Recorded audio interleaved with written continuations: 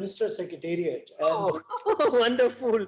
actually very interesting because this was constructed on a pattern of a very typical, Indian style. You can see Yes, Prime yes. Minister Secretariat. Yes, yes, it's beautiful. And And this is the Supreme Court building. oh, And next to it is President House with the flags on oh, the mountain, on hills. So beautiful. it's a beautiful capital. Very few people live here. Yeah. And this place is just absolutely bore place, Yes. I always look forward to go back to Karachi, which is more of a Bombay type. Yes. Yeah, I have my good friend in university, the Aga Khan University, Professor H.R. Ahmad. Okay. Yeah, he was there, he's there. And earlier I have a good friend who is no more now, Professor Arif Siddiqui. Yeah, absolutely. Arif is my excellent, very good friend. We are together, we founded the South Asian Association of Physiologists. I was a co-founder with it.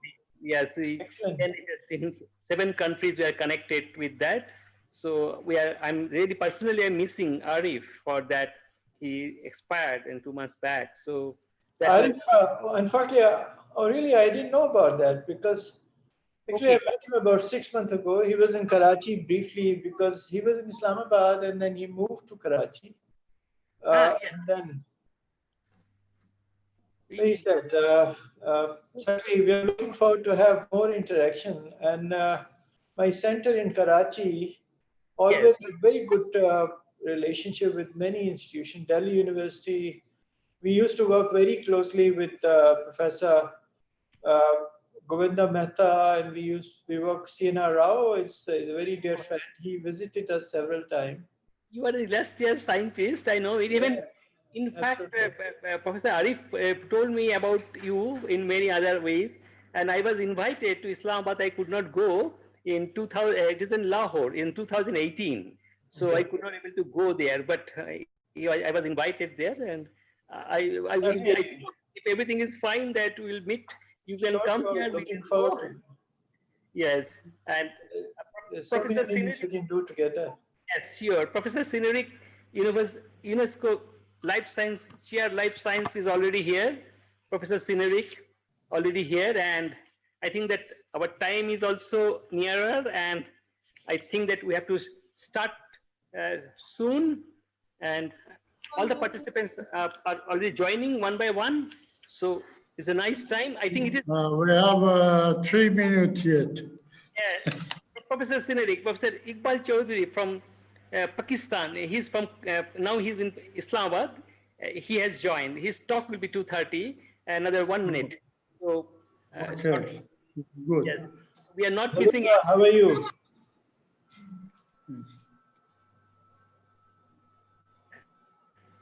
We have not missed any of the speakers whom we have invited. As per your recommendation and nominations, all the invited speakers still so far we have got, except one. We did not miss anybody. I'm very happy Professor Iqbal Chaudhry with us. So it's a wonderful. So Dr. Chaudhry, I'd like to first introduce with you today's your chair. Do you have you from Fahmy? He will. Yeah, Fahmy was in the morning. Professor Fahmy was there, and I think he'll be joining again. Now he's not there. But he was there in the morning session, so now he's not there. So Professor Sineric, I like to now start because we have the, otherwise you'll be late. So I like to introduce first today's chairperson of the session, where great professor, distinguished scientist, Dr. Iqbal Chaudhry will deliver his talk. So the chairperson of the session is Dr. Manjunath Aital. Dr. Manjunath Aital is a professor of physiology of BLD deemed to be university and coordinator of IQAC, that is Internal Quality Assurance Cell of BLD University. Dr. Manjunath is a great writer, linguist, and a scholar of Karnataka, state. So here I might put the mic over to Dr. Manjunath. Dr. Manjunath will chair the session of Dr. Iqbal Chaudhry. Very good afternoon and evening to all the audience. I feel myself privileged to introduce illustrious scientist, Professor Dr. Muhammad Iqbal Chaudhry. He is Director and Professor of Bioorganic and Natural Product Chemistry at the International Center for Chemical and Biological Sciences, HEJ Research Institute of Chemistry, and Dr. Panjwani Center for Molecular Medicine and Drug Research, and Coordinator General for COMST ECH, ComTech. Completed his PhD and DSc from University of Karachi, Pakistan. He made pioneering contributions in the discovery of novel natural products since 1990. He has discovered many potent antileptic and anti-leishmanial compounds from indigenous medicinal plants, which are under clinical trial. His contribution to reverse bacterial resistance to the antibiotics represent seminal contribution in the important field. He has trained hundreds of young researchers, especially women, from across Afro-Asian region in natural product chemistry. His scientific and capacity building contributions have been recognized by prestigious national and international awards, honors, and fellowships. He has guided more than 100 PhD scholars. Chaudhry has 1,094 publications in the fields of organic and bioorganic chemistry, with the citations 27,200 and H-index 68, along with 63 international patents, of which 55 are US patents, and 76 books, 40 chapters in books.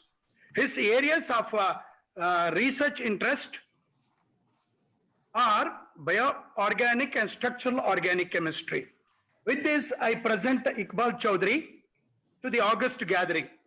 Sir is asked to throw the light on the topic, Pakistan response to COVID-19, turning calamity into opportunity, the current state challenges ahead. Over to Chaudhry, sir.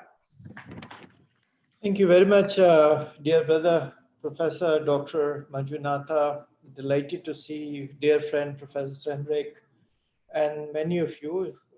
I know some of you personally, and I feel it is so extremely important that we keep interacting with each other, even in the time when mobility is not possible. And I'm so delighted that this webinar is arranged. I've seen an excellent program with lots of scientific contributions of many young people also. I thought of presenting to you something a bit different because of the fact that science I always present all the time because I'm a practicing scientist. The reason why I decided to discuss what we have done is primarily because of the fact that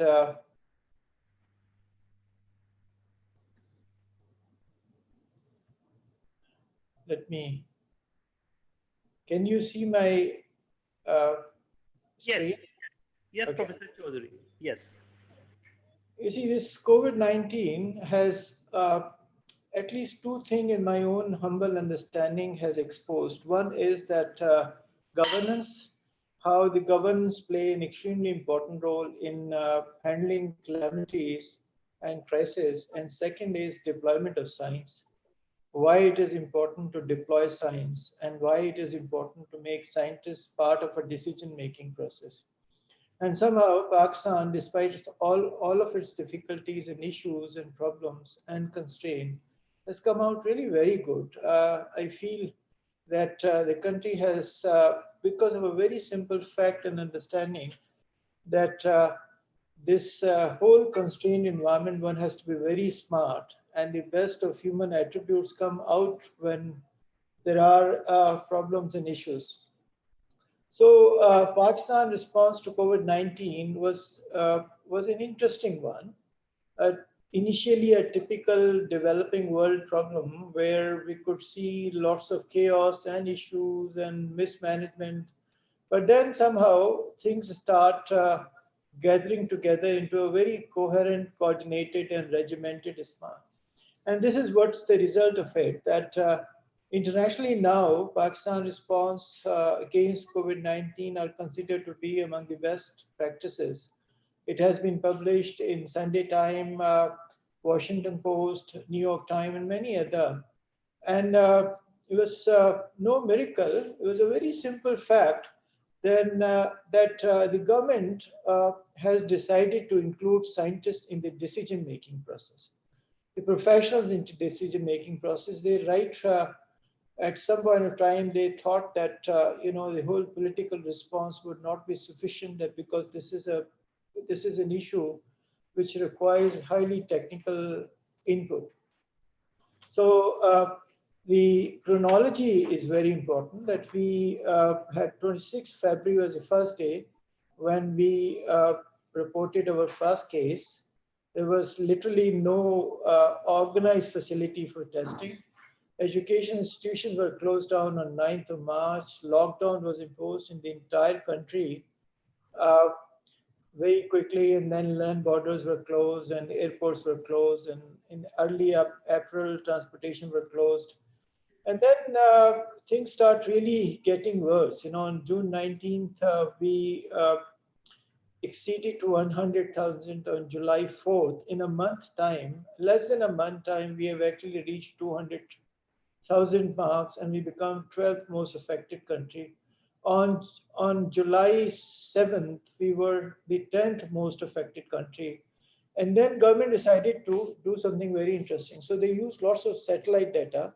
They applied AI, and they start closing down only certain portions of the country, because there was a strong realization that countries with weak economies cannot really lock down people for so long. It is not practically possible. It is not humane. On July 20th, gradual decrease in number of cases were reported, and now Pakistan is reporting less than 800 cases per day, with roughly about 25 deaths every day. Smart lockdown was lifted on 3rd of August, and country is back on normal life. What were the major challenges Pakistan faced? We had no testing facility for viral diseases, I would say. Except this routine pathological laboratories which were testing hepatitis and dengue and etc. There were no BSL-3 facility which was dedicated for highly infectious viruses. So this was a major impediment, 100% reliance on imported healthcare products. So literally everything was imported. And then there was a very divided governance system. This is one major issue in democratic system, that every province is literally governed by a different political party. As a result, it was very, very difficult to have a coordinated response. And then very weak healthcare system, lack of hospital bed for COVID-19. And of course, I think major impediments, illiteracy and poverty, because fake news literally spread very, very widely. And there were lots of people who were saying that there is nothing, and from 5G to synthetic virus, everywhere, lots of these fake news were spread. Then sometime in the early April, the government decided to invite top scientists to Islamabad. And very reason I'm in Islamabad also, because many of us were invited from all over the country to come to Islamabad and sit in a very interesting organization which was quickly created, which is called National Coordination Cell. National Coordination Cell is NCC, which is represented by provinces, territories, federal territory, and scientists. 60% of the members of NCC are professional scientists and healthcare professionals. Then on top of it, there was a national task force on COVID-19 created. And the person who was responsible of national coordination task force, Professor Dr. Ataur Rahman, a very celebrated scientist, fellow of Royal Society, was given the task of quickly identifying what are the key issues and where to fill the gap. So NCOC was created, and then we had representation from different organizations, universities and research institutions responded. We have about 35,000 PhDs in our universities, and they were all given the task of working together through a consortium grant. Our Higher Education Commission, Pakistan Science Foundation, other organization has actually deployed a large funding scheme, which is called Rapid Science programs, and these science projects were actually approved within 3 weeks. Pakistan Engineering Council was tasked to validate biomedical equipment because the drug regulatory authorities were not fully capable of doing that. And then defense and civil R&D institutions were linked together through a civil-military interface. Everything was done through a very coordinated effort and on the advice of scientists.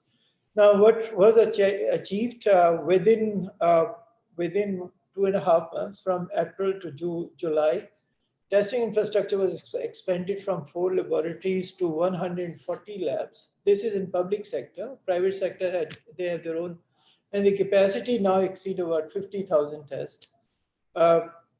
16 super labs were established with a capacity of 2,000 tests over. And you can imagine that putting together BSL-3 in 2 weeks' time was quite a task. This was done. And then over 70% of the items required to handle pandemic were locally produced. Now Pakistan is producing very good quality ventilators, and they are exporting respirators to PPEs and others. So this whole indigenization of biomedical equipment and consumable, this was out of need because there's nothing available, on any cost. Ventilators were not available, and that is where we feel that a calamity has actually acted in the favor of country. And scientists and technologies have got a lot of attention nationally. Now, I'll give you example, as I said, that expansion of testing facilities. So what was done that all across the country, TB diagnostic labs and BSL-3 facilities for some other purposes were converted into virology laboratory. Very interestingly, everyone who could offer a PCR machine was promised that they would get 2 PCR machines after COVID-19 will be over. So this is how laboratories have actually donated their RT-PCR machines to these laboratories, because it's not possible to get PCR machine at that point of time. So over 500 PCR machines were collected from private sector and public sector institutions where testing facilities we were not able to establish. So these PCR machines were pooled into different super labs, and now we have a lot of these laboratories working with good infrastructure. And so, for instance, Punjab Forensic Science Authority, which is a huge institution, is converted into a super lab, which is conducting about 3,000 tests every day.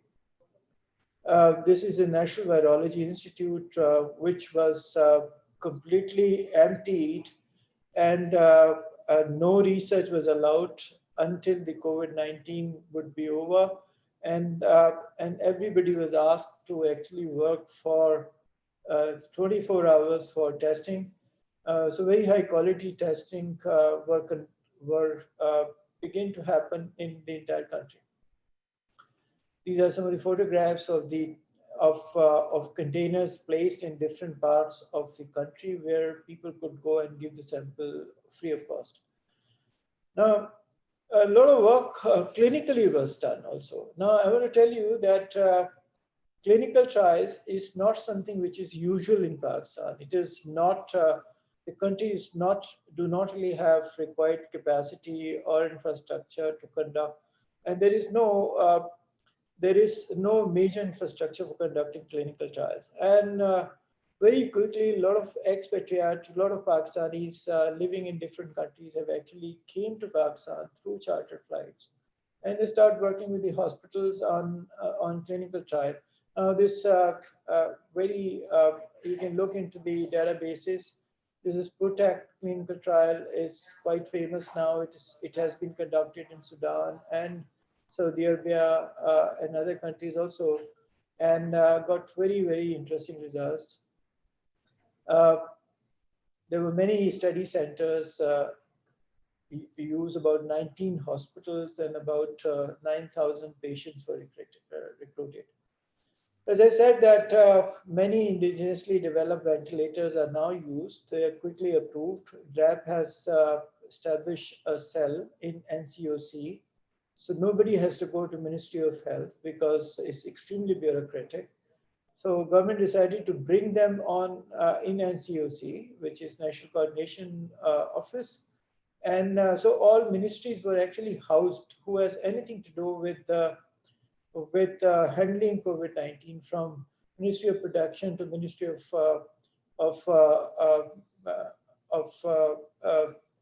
Import and Exports and Product and Engineering Council. Everybody was there.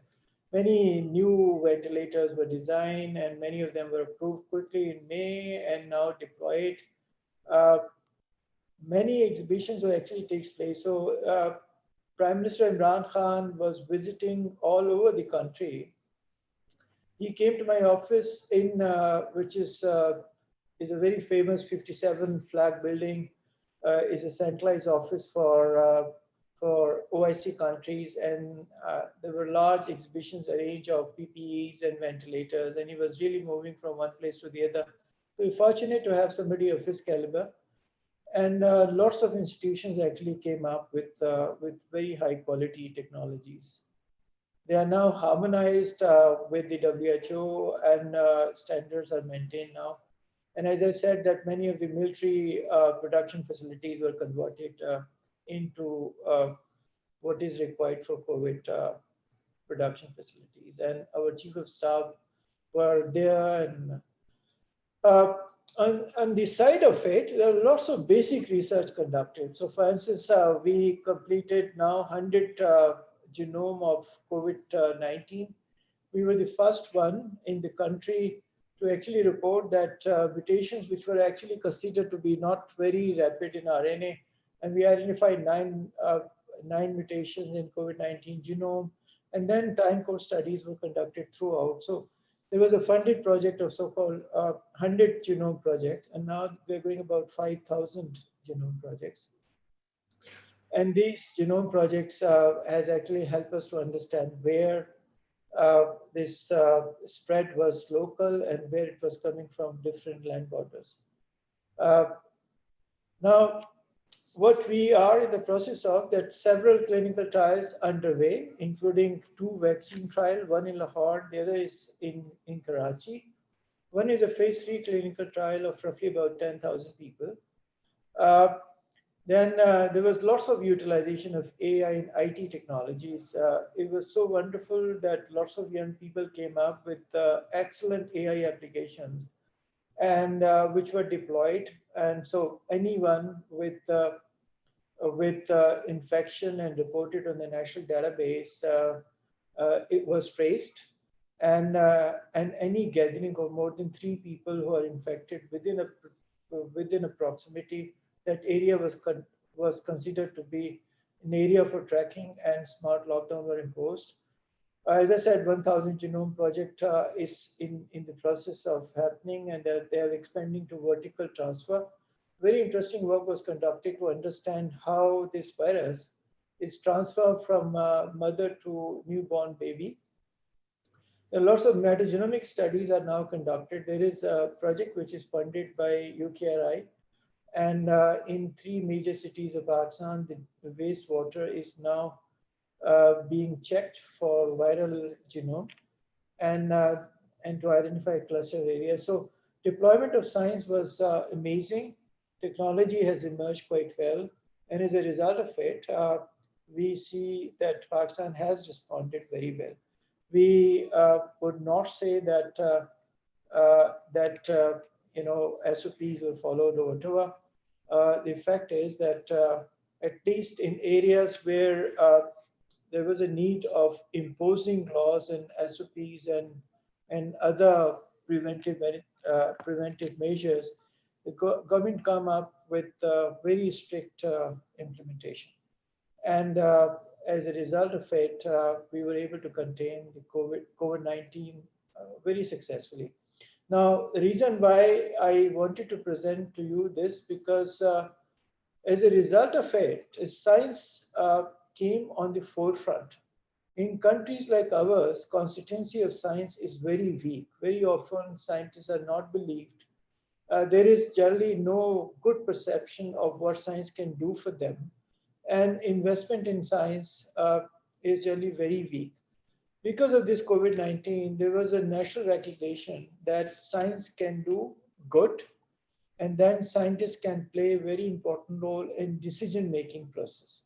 So it is now in the media, it is highlighted. Even a common person in the country would be able to tell you that the reason why Pakistan was able to successfully handle up to now this COVID-19, because the government has done lots of very innovative, interesting measures suggested by them, by scientists and healthcare professionals. So I think the outcome of this COVID-19, apart from technology transfer, is a greater constituency and support for science.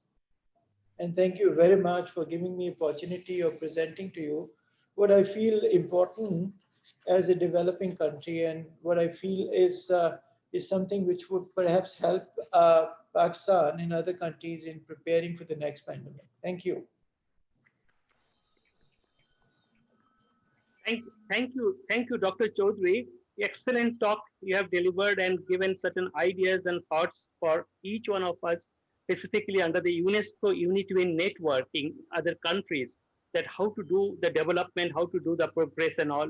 It is marvelous. I request Dr. Manjunath, as the chairperson, to say his remarks on distinguished scientist Professor Iqbal Chaudhary's deliberations. Dr. Manjunath.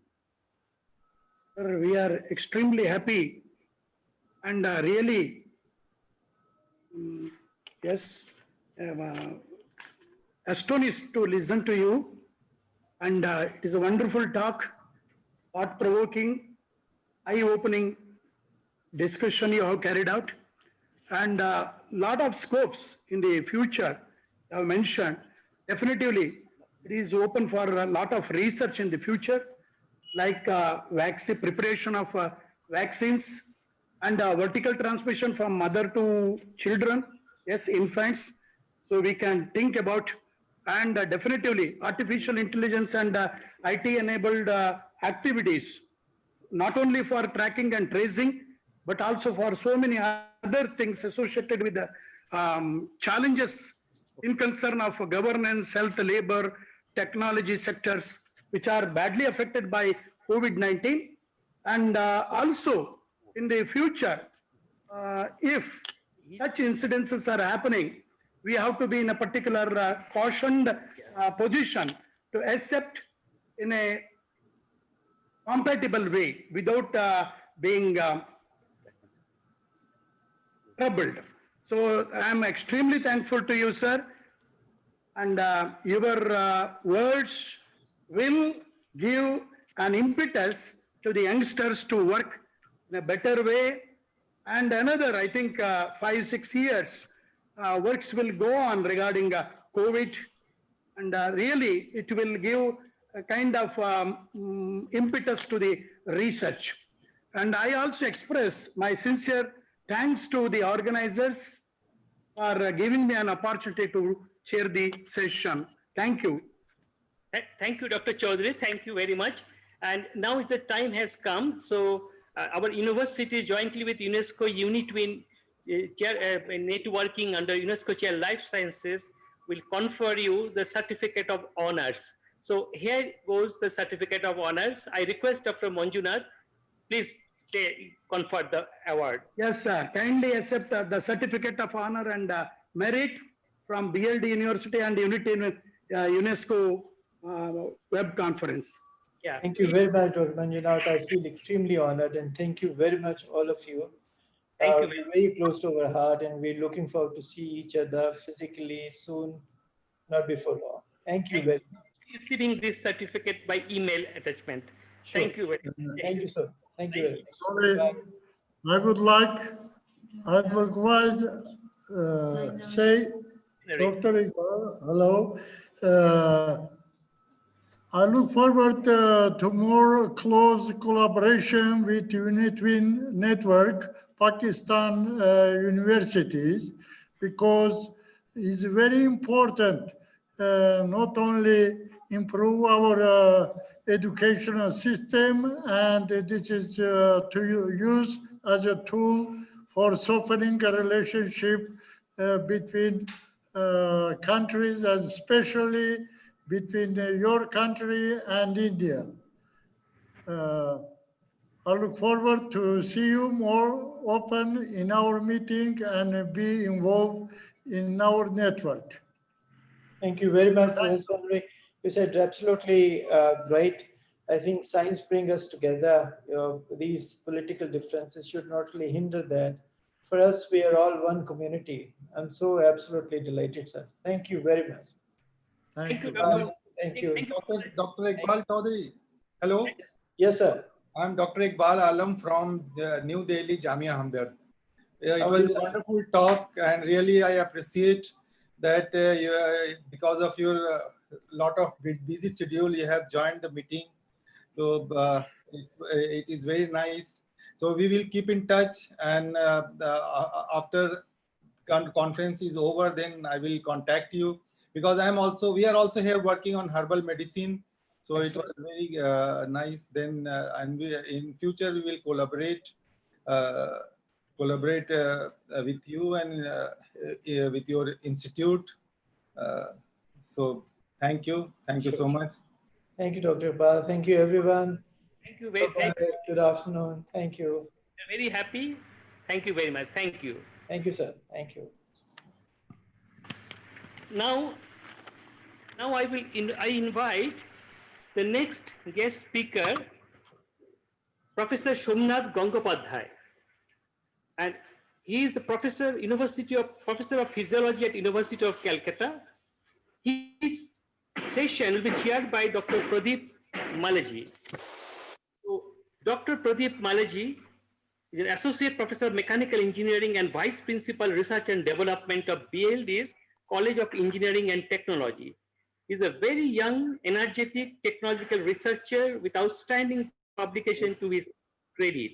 So I just like to hand over the mic to Dr. Pradeep Malaji, who will be chairing Dr. Somnath Gangopadhyay. Professor Gangopadhyay is my classmate in post-graduation in University of Calcutta. So there's a personal relationship. Okay, thank you.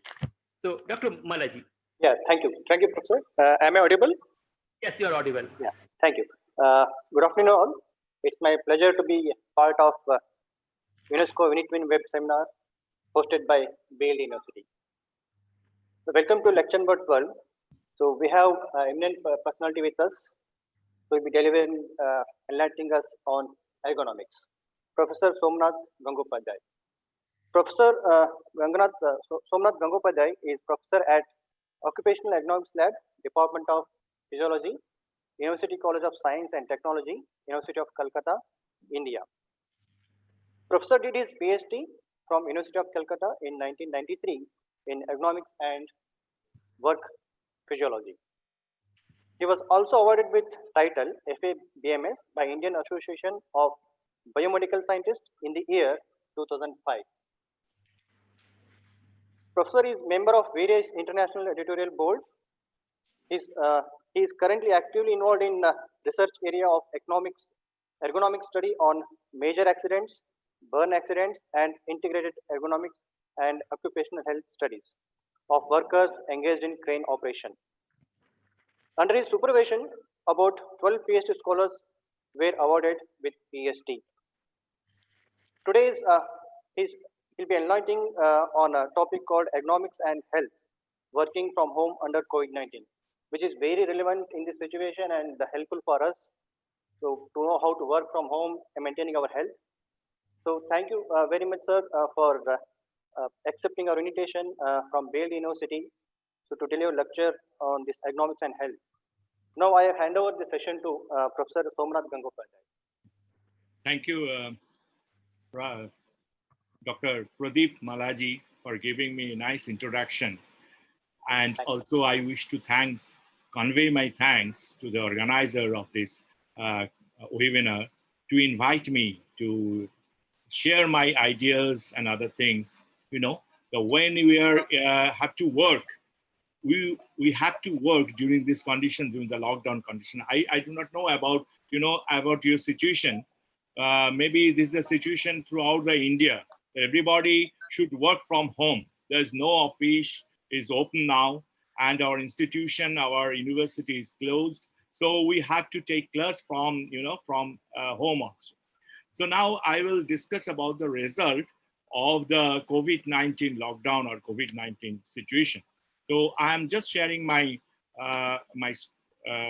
screen. Sorry, I'm sharing my screen. 1 minute. Go ahead. Some time.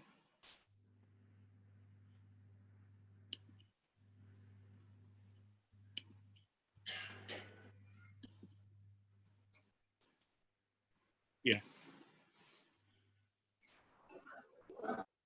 So this is the situation, that is the lockdown situation in Calcutta, in other places of the India, that we have to work from home. So working from home is it is a very good conditions. So we can you can enjoy the home atmosphere working during this COVID-19 situation. But another thing is also there, if you work from home, there are some negative points also there, because you may develop some kind of diseases and disorders, because it is very difficult to make the total office environment inside your home. So I will share my ideas through the very unique discipline of ergonomics, through which you can change the conditions or work environment at your home, so that you have to think, you have to consider some important things, that is the placement of the monitor and also the keyboard and the mouse, so that you will not develop that musculoskeletal disorder. So recently I find this cartoon, so Mr. B has a routine of this, like that. When he have to work from home, that is the 9 o'clock, the breakfast, 9:30 computer games, 9:45 to 50, that is the start report. That is only the official work. And 9:50, then the power nap, and 10 break. So I don't think that this will be our routine. So we have to work more than 8 hours from home, because we are working from home. We are taking class, we are attending different meetings, also webinar, and we have to work from home. Means we have to work with our computer, with our laptop, with our desktop, with the smartphone, and then some conditions will be developed in this situation. That is the working from home. Some mail I found. I got some mail from some online shop. That is if you just click over this portion, then you will find hundreds of furnitures, and they're inviting you that you should use these furnitures. Then you will not develop the musculoskeletal disorders, or some diseases, the muscle related diseases, because you have to work from home, you have to stay, you have to sit for a longer period. But whether these furnitures are actually, ergonomics is maintained to design this furniture or not, it's very difficult to find out. So I should give you some ideas in which way we can use ergonomics in the placement of the mouse, in the placement of the keyboard, in the placement of the monitor, so that we can get comfort, because comfort is a very important word in ergonomics. Ergonomics means we have to get comfort during our work. So if you get comfort during your work, then of course your productivity, your individual productivity will be increased. And ultimately, it is very difficult to make the office at our home. Then you need so many things at like your office. Sometimes you have to work like this. And in that conditions, in which way you can arrange the whole thing so that you will get comfort. Because there are so many rules out there in the ergonomics that you have to maintain these rules. You have to maintain the positions of the monitor. You have to maintain the keyboard positions. You have to maintain the, the height of the chair. These are all the things so that you will get comfort. But sometimes it is very difficult to get comfort from home. So I will discuss about some things, that is in which way you can make your home so that you will get somehow you will get some comfort, and the probability of development of musculoskeletal disorder will become minimized, will be minimized. So first, what is ergonomics? You know that ergonomics means there are the two Greek words in ergonomics. My teacher, Professor Rabindranath Sen, first introduced ergonomics, Indian ergonomics, in University of Calcutta, and my lab is the birthplace of the Indian ergonomics. So he used to say, Shomnath, you know, there are the two Greek words are there. One is the ergon, and other one is the nomos. And this ergon means the work, and the nomos means laws. And that time, during my student life, 1984 or something, at that period, it was very difficult for me to understand what does it mean, laws of work. But afterwards, I found that laws means natural law of work. That means if you follow the natural law during your work, then your work efficiency will be increased. Then your performance will be increased. Then your productivity will be increased. So this is the conditions when we have to work. We have to bend our back sometimes because the furniture is not properly designed at home. Sometimes the positions of the monitor is not proper. Then we have to bend our back. And this is the conditions. We are not following the natural law. But if we take the good furniture, right furniture, then your back will become straight. And in that conditions, it will be very easy for you to do work, you know, in this COVID-19 situation from your home. So there are the three important factors of the human being which may relate when we use ergonomics in the different application. When we apply ergonomics for the development of the tools and identifications of the postures and other things. These are the strength of the human being and the limitations of the human being and the needs or requirements of the human being. So strength means you should not design the, you know, you should not design that thing that is the your furniture, or you should not use that furniture, because at home during the COVID-19 situation, we have to use the furniture. What furniture we can carry, we can lift from one place to another place. So if you use the furniture, it is very difficult to lift. It is very difficult to carry. It is beyond your strength, beyond your capacity. Then it is not ergonomics. So you have to use the furniture, which furniture will be very easy to use, very easy to comfortable to lift, these things. And the limitation is very important thing. Limitations means that is the height is your limitations, your body dimensions is your limitation. So you have to consider your body dimension when you select furniture at home during work. So you have to think about yourself first, because sometimes during work, we just forget about ourselves. And then we develop this type of diseases. And if you think yourself, then the possibility of development of the diseases will become minimal. And the third and the most important thing is the requirements. So in case of the, you know, when you're working from home with your computer, so there are so many things that there is related with your requirement, like the monitor, placement of the monitor, placement of the keyboard, the mouse placement, and where the placement should be there so that your body movement will become normal. You will feel comfortable by using these monitors and other things. I want to share some things, you know, some statistics or some data with you. That is the 56% of the office employees in future, they will work from home. So there will be no office actually. So the office will become the home, 56%. Now the situation is like that. All the institutions are closed, and we may include ourselves. That is the, you know, that is the teachers and the students also. And then the percentage will become 80%. More than 80% of the people, they have to work from home. And now we are working like 85% of total populations are working from home. So it is a great situation for this. If we do not think about our working when we are working we are bound to work due to this situation, this COVID-19 situation, lockdown situation, then if we don't think about, you know, that the working condition, working system at our home, then that will create some problem, and ultimately will permanently develop these disorders or diseases.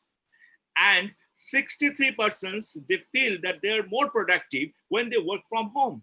So this productivity is a very important thing. So they feel some, you know, the homely atmosphere and some comfort when they're working from home.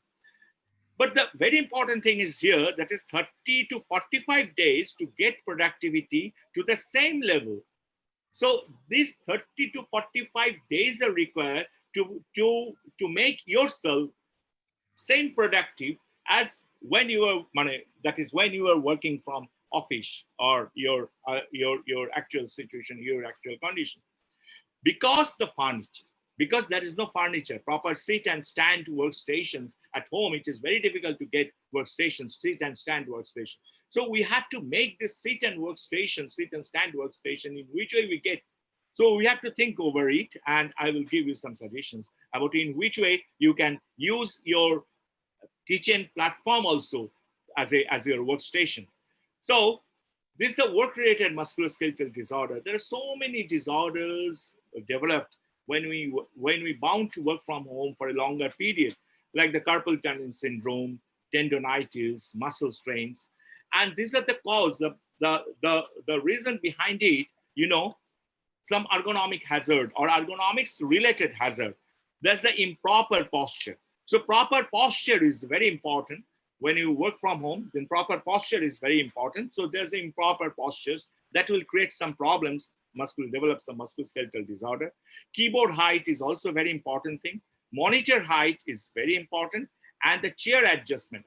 And the most important things is you have to take break. Now you're in this, in this webinar, you are sitting very near to the screen for a longer period. Now you will feel that thing. Maybe Kushal will feel that thing. That is, take some rest, yes. Some break. Yeah. So that break is very much required. That that is changing of posture is a very important thing. If we maintain a fixed posture, that will create the problem. So this work related, I will give you some, some words, some very few words about the work-related musculoskeletal disorder.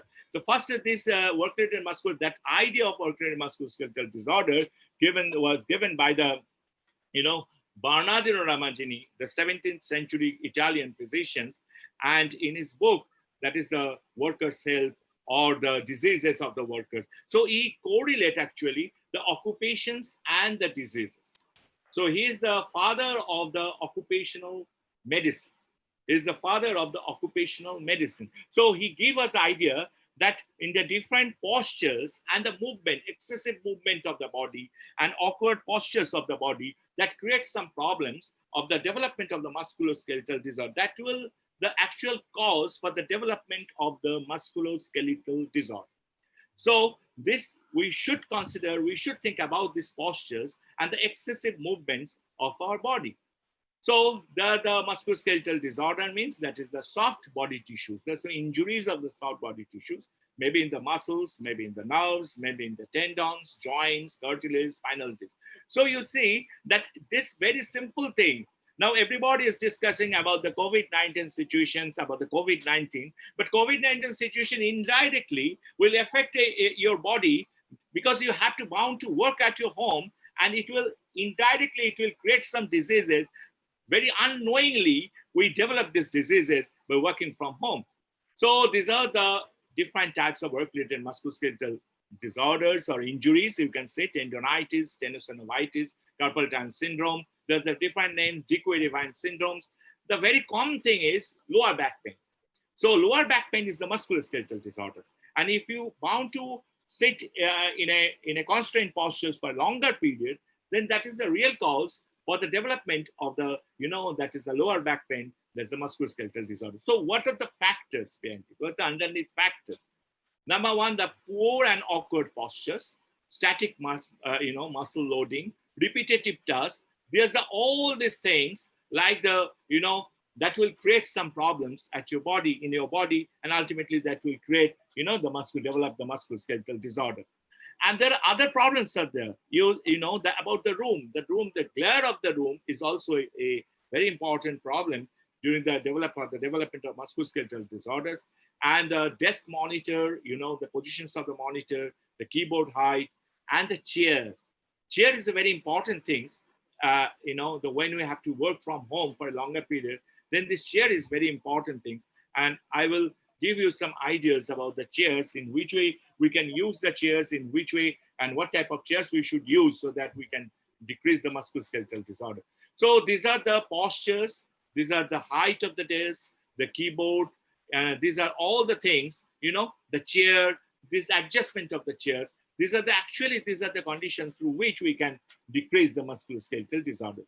So there are so many factors of the chair as are related, to decrease the development of the musculoskeletal disorders. Whether there's a 5-point base is there in the chair, there's the 5 casters are there, or if it is 5 casters, then the balance of the chair will be perfect.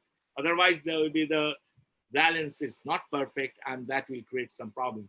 And also, that the lower lumbar support is there and not. So lower lumbar support, you should take the lower lumbar support, and this low back pain, that is the lumbar support, and if it is adjustable, then you should adjust that thing like that.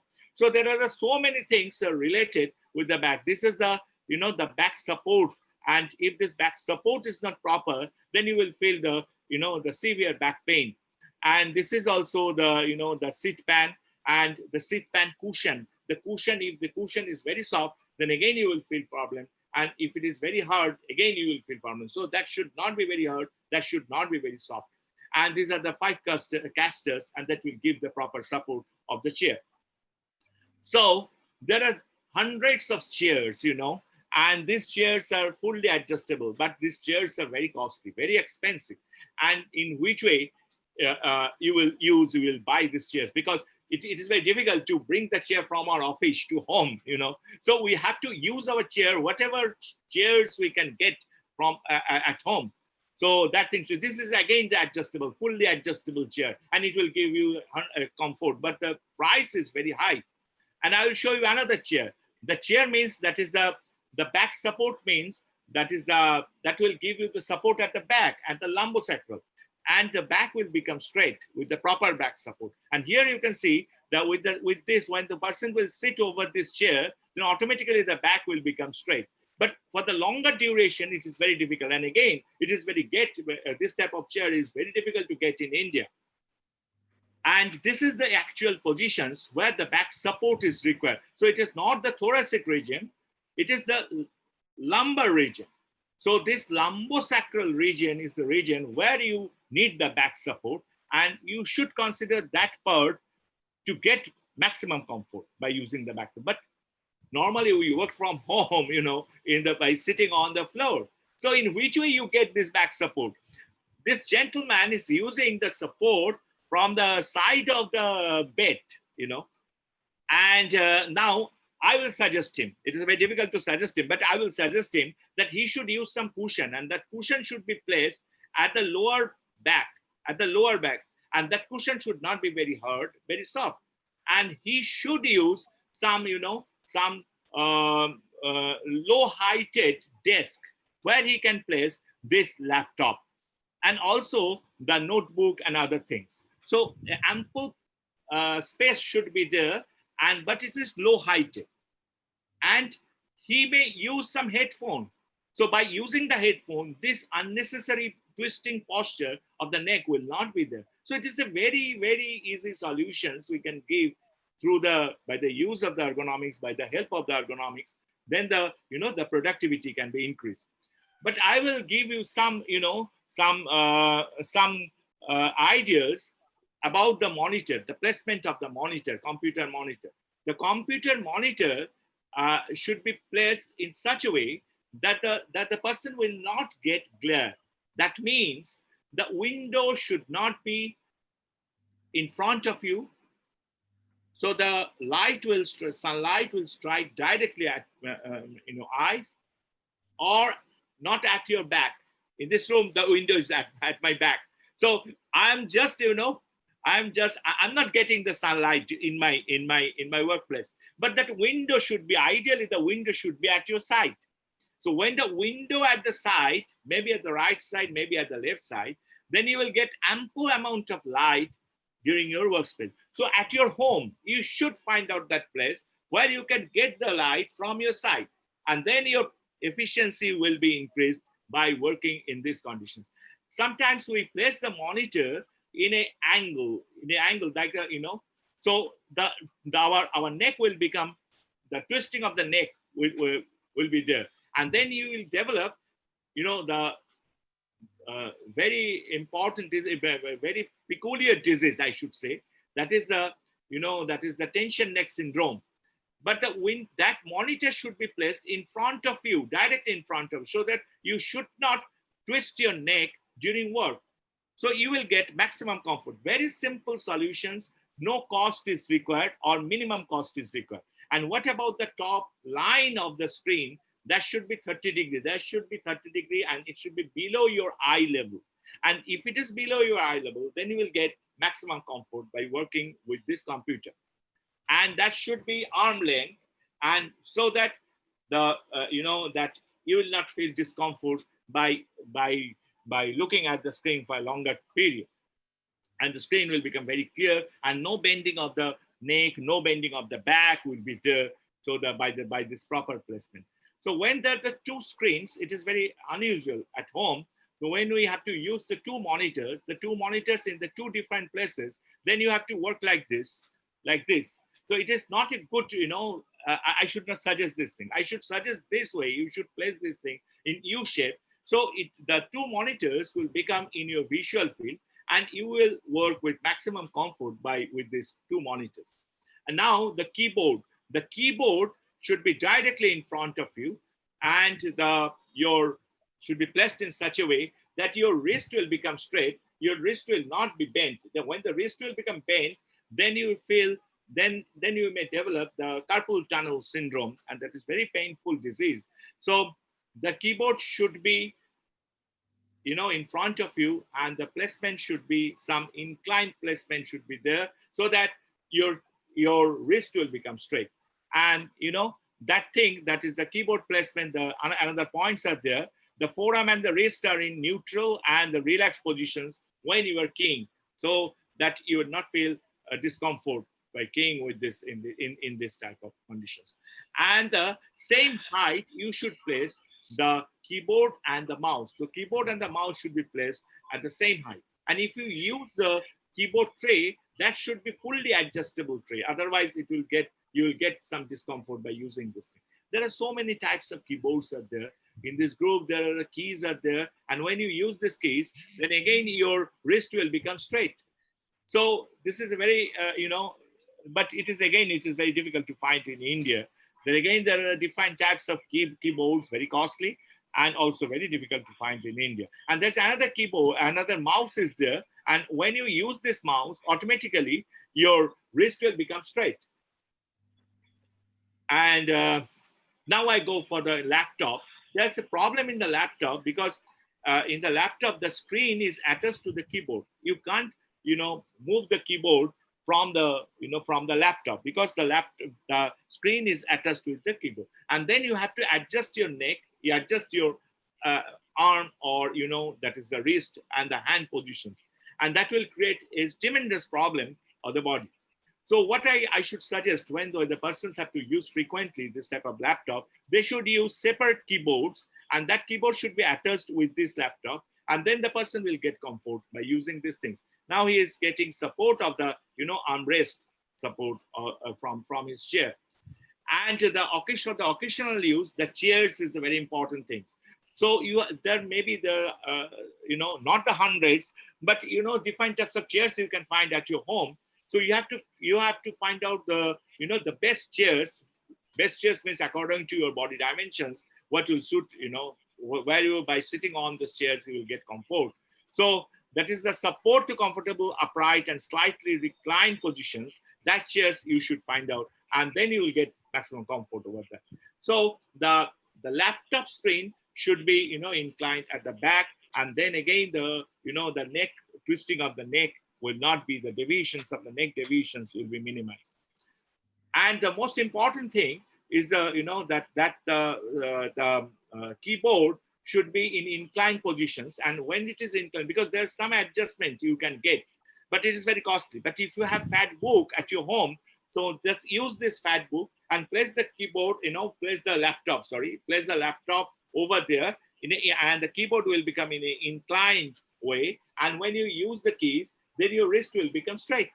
So this is a very easy way you can use the, the change the conditions of the laptop at your home. The most important thing is the exercise. You have to stand, you have to move, you have to stretch your arm. So in a regular intervals. So I may give these suggestions to my friend, the Kushal. Kushal is sitting so many times. So Kushal should stand for a little period and should do some. But the stretching exercise, there are so many stretching exercises out there. But sometimes we just neglect, we just ignore this type of things, and we develop this thing. And the other things is the smartphone. We're using the smartphone.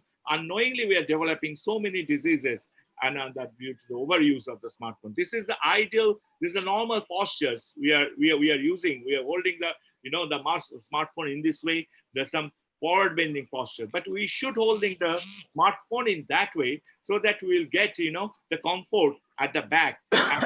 And this is a very important thing in this case when we hold the, smartphone in this way. So when we hold the smartphone this way, like the 60-degree angle will be there, actually we are carrying the weight of our head, and like the approximately 27 kg of the head, that the load of the head, weight of the head we are carrying. So it is a very difficult conditions. And this is the no positions of the, when we use the smartphone. And this is the yes positions of the when we use the smartphone. So we should be think about this when we just, just holding the smartphone for a longer period. And when we use your thumb, then again, the possibility of the development of the decoid event syndromes is very much, So there are some rules as also there that you should take break, and that you should use the voice to text feature, and you should use the stylus for your typing. And the most important thing is you must switch your hand.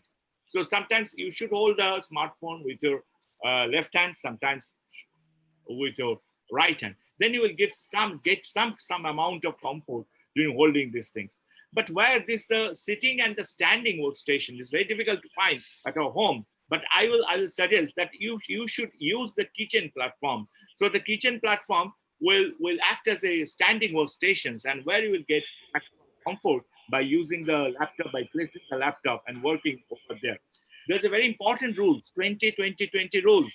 So every 20 minutes, you have to take break for the 20 seconds and then look 20 feet away. And then actually you will get not only the physical comfort, but also the mental comfort. So there's exercises. I should not continue more about the exercises because there are so many yogas out there. So you have to perform these things. So I know that this is not your routine. So I think some amount of help maybe you will get from this lecture. So this is the conditions when you have to work from home. So in this condition, if you follow these rules, these very simple rules, 20-20-20 rules, and then we'll get the comfort, and then our productivity will improve. Thank you for your patient hearing, and thanks once again for giving me opportunity to, maybe it is not in the right track of this conference, but it is the very side track of this conference. But maybe it is it will help you when we have to work from longer durations at home. Thank you very much. Thank you. Dr. Pradeep. Yeah. Dr. Pradeep. Yes. Thank you very much, Professor Somnath. It was very enlightening for all of us. I think most of us were checking our desktop, our table, adjusting our chairs during your session. So it was very informative, and so the thing that we should take out of this session is that comfort during work without compromising with health. Right. And main thing is all about posture, so which will enhance our efficiency. So I thank from Bale University and UNESCO for giving a wonderful talk. Right. Thank you very much. Thank you. Thank you, Dr. Gangopadhyay. 1 minute, Professor Hamid Mobashiri from University of Tehran. He wants to ask some question to Dr. Gangopadhyay. Dr. Gangopadhyay, just take the question from Dr. Hamid. Thank you very much. It was great that you mentioned all of those. Yeah. Because of this COVID-19, we are so involved in the work we are doing that we don't sense ourselves anymore. It takes about possibly 8 a.m., 7 a.m. to possibly 2 a.m. All the way we are just drinking here, lunching, eating here, everything here for that long. That has never happened in normal time. In our office, we never experienced such a pressure. And thank you very much. It was so important. I know people, myself, had a hernia on the neck disc, and I was very close to the operation. And just because of this long working, and then I raised the laptop for what just in front of my eye. It is like right now. So actually it is 30 centimeter above the desk. And that cured the hernia itself. So it turned back, and all the time that I'm working at the moment are actually exercising so that the disc stays in the right place. I know the people who have a stroke because of the lack of exercises during this long time, so that the clot got to the brain because of the clot formed in the legs. So it was very good, and I sincerely request everybody to take every comment seriously to have good health. Thank you very much indeed. It was great and wonderful. Thank you. Thank you, Professor Hamid. And thank you, Dr. Gangopadhyay, for very lucid talk. And I just like to inform that Honorable Vice Chancellor of BL University, Dr. MS Biradar, is just now joined. Yeah, and I welcome Professor David Gee from UK. I'm seeing him. Professor David Gee is also there. I also welcome Professor Fahmi Ahmed. Professor Fahmi Ahmed from UNESCO headquarters Paris is also there. Sinurik, the chairman of the UNESCO Life Science is also there, and a lot of people are there. So before I have to conclude this session, that I have to do a job that is that is the university, Yale University, and jointly with the UNESCO UNITWIN network conferring Professor Gangopadhyay a certificate of honor. So I request Dr. Malaji to say this word, that you are conferred certificate of honors from UNESCO UNITWIN and BLD jointly. Thank you. This is my honor. Yes, I'm very much honored. Just certificate is coming now, appearing on the screen. Thank you, Professor Somnath. On behalf of UNESCO UNITWIN and BL University, it's my honor to give away certificate honor to Professor Somnath Gangopadhyay. Thank you, sir. Thank you very much. Thank you. Bye. So next speaker is Dr. Iqbal Alam, Professor Iqbal Alam from Jamia Hamdard University. Dr. Iqbal, you are already there. He is also a UNESCO. Yeah, I'm already there, but somebody has stopped sharing the video. So it is open. Just to go ahead. I think it was earlier because of earlier speaker. Now it is clear. You try and get inside. And his session will be chaired by Professor S.R. Mudnur. Professor Mudnur is the professor and head of Department of Obstetrics and Gynecology of BLE deemed to be universities, and a well-known clinician of his own repute, and a long-standing teacher, a respected teacher and professor. I just request Professor Mudnur to introduce Dr. Iqbal Alam. Professor Dr. Iqbal Alam. Thank you, Das sir. It is a great opportunity for me to chair this session. I thank our Vice Chancellor and the team of organizers for giving this opportunity to chair this session. I had the honor of introducing Professor Muhammad Iqbal Alam. He is professor and head of the Department of Physiology at HIMSR, Jamia Hamdard, New Delhi.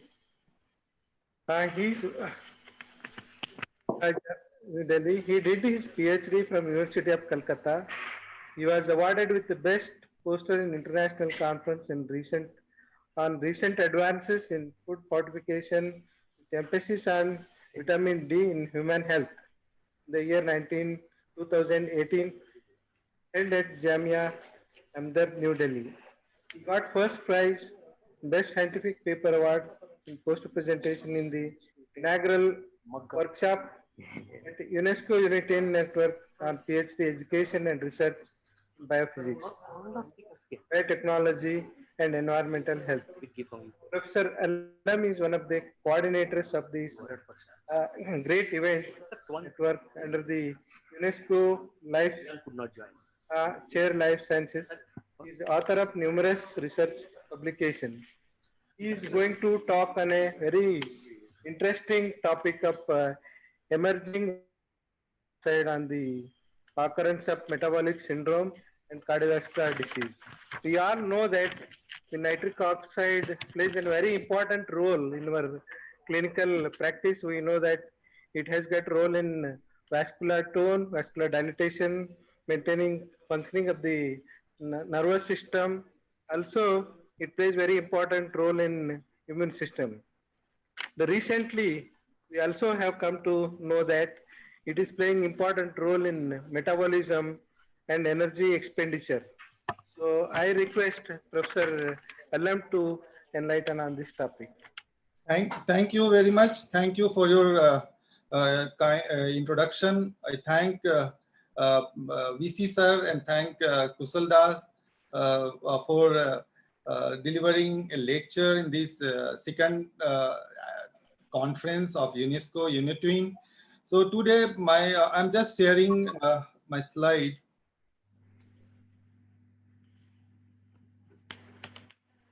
Yes.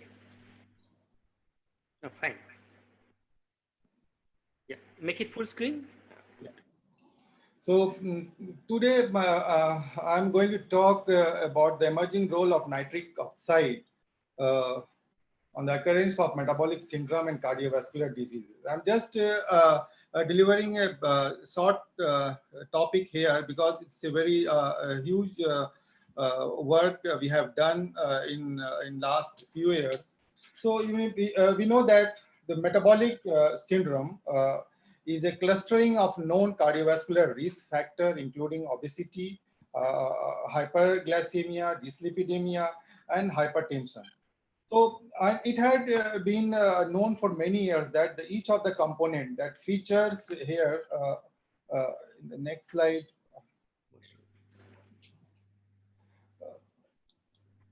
features here, it involves abdominal obesity, hypertension, low HDL cholesterol, hypertriglyceridemia, insulin resistance, and also endothelial dysfunctions, and that all leads, because of this, they all leads to the storm of inflammatory molecules and inflammations.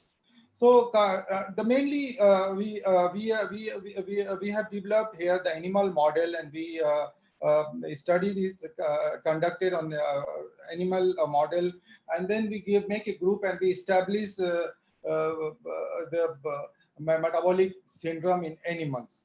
So the concept of this metabolic syndrome has several important consequences. First, when applied to clinical settings, that it identifies a group of patients at increased risk. That is also we are seeing in COVID-19 that a group of patients that are at risk, those who are in who are hypertensive, who are having type 2 diabetes, and then several other cardiovascular disorder. So they have the risk factor is increased 2 to 4 times, sometimes to 5 to 6 times in case of the diabetes mellitus. So in all the individual component that features here that together they provide the information about their interrelationship, and they share the common pathophysiological mechanism. That is, the common pathophysiological mechanisms are the pathway is same, that all leads to increase the inflammatory molecules. So we will discuss later on, and we will focus mainly about the metabolic, what are the metabolism that change in liver, in the kidney, and also they damage the certain parts of the specific organs. So the molecular mechanism by which the cardiovascular system risk is increased by metabolic syndrome. So this present talk, that is, we are mainly dealing with the endothelial dysfunctions, and then the nitric oxide that produced, and this nitric oxide, when the production of nitric oxide decreases and the other molecules increases, We don't know the exact mechanism how this happened, but one thing is common, that they are directly involved in the metabolic syndrome that is involved directly with the nitric oxide, and the nitric oxide that the inflammatory molecules. So we have explored the relationship between the metabolic syndrome and the endothelial dysfunction, and also the endothelial dysfunctions because of the endothelial nitric oxide or endothelial nitric oxide synthase. So now you see that we know that the nitric oxide, so endothelium comprises the inner lining of the blood vessels. Its purpose is to serve as the mechanical barrier. So we also know that the endothelium also have a sense and response to the physiological changes. So any change in the endothelium, lining of the endothelium, they change the productions of the nitric oxide. So directly they affect the nitric oxide. They affect, because of the nitric oxide, they affect the one-Willebrand factors, they affect the platelets, they affect the white blood cells. So all that leads to storm the inflammatory molecules. So the expression of the surface cell adhesion molecules, they also governs and in interactions with the circulatory cells. So circulatory cells are the leukocytes, monocytes that affecting the inflammation and platelets. Ultimately, that leads to thrombosis. So these molecules also affects the DIC, that is the disseminated intravascular coagulation. So we know that now the patient is coming with the COVID-19, they have all the deranged coagulation factors. So because of, so nobody observed that what happened to the nitric oxide. But I think that the nitric oxide also plays an important role here in COVID-19. And because of this nitric oxide, there is an storms of inflammatory molecules. So nitric oxide, you know that now there's different types of nitric oxide, the isoforms of the nitric oxide synthase. I'm not talking about these because everybody knows these. So, you know, and this nitric oxide also affects to stimulate the oxidative stress. And now you see, when the oxidative stress, when there is a less number of nitric oxide, or the nitric oxide is released, so they combine with the free radicals of the oxygen, they form peroxynitrites. So peroxynitrites, again, they behave like free radicals or oxidative stress. So they also damage the endothelium. They also damage interfere the mechanism that leads to the storm of inflammatory molecules. So now you see these expressions of these nitric oxides and the other molecules that directly involve in the storms of the inflammatory inflammations. So endothelium, you know, they also modulates the proliferations and the injury response of the vascular smooth muscle layer, which contributes you see the neo-intima formation, that is the lining of the endothelium.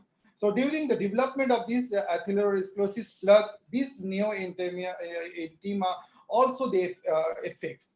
Now you see the nitric oxide is a gas that is produced by the nitric oxide synthase enzyme. So these are the molecules we have just shown you.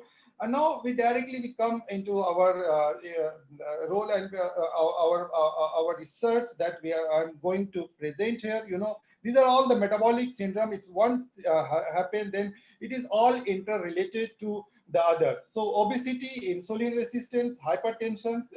So all they are interrelated. If there is an insulin resistance, that leads to dyslipidemia. You see that if there is in central obesity, they also affects the insulin resistance. There is an the triglycerides. Now, metabolic syndrome and the COVID-19, you know, and then there is a role between the metabolic syndrome that increase the formation of the inflammatory molecules, and also that leads to the formation of the derangement of the coagulation factors. So now this, you can see here the COVID-19, the pandemic and the diabetes mellitus, it is well known, well established that these are the population that are where the mortality is very high. So it is because of the diminished T cells function in the diabetes mellitus. It is because there is an decrease in nitric oxide. It is because there is an increase inflammatory molecules, mainly the interleukin 6, HMGB1, and also TNF alpha. These molecules are high if you see in the in COVID-19 viral infections. Now, these are the mechanism that what happened and how these acts, and we know all these things because the COVID-19, the receptors, they binds with the acetylcholine esterase enzyme receptors. Then what happened? They enters into the cells. So they derange the cell, and then what happened? There is a necrosis. There is an inflammatory molecules. There is inflammatory molecules. There is a cardiac dysfunction. There is an acute renal failure when they acts on the kidney. They acts on the heart muscle, and then when they acts on the endothelial lining of the arteries and the veins. They also stop. They affects the circulatory cells. That is these circulatory cells, mainly the leukocytes and the monocytes and the macrophages. Now the present study, I'm just coming into my present study, that the present study is to affect the high carbohydrate diet.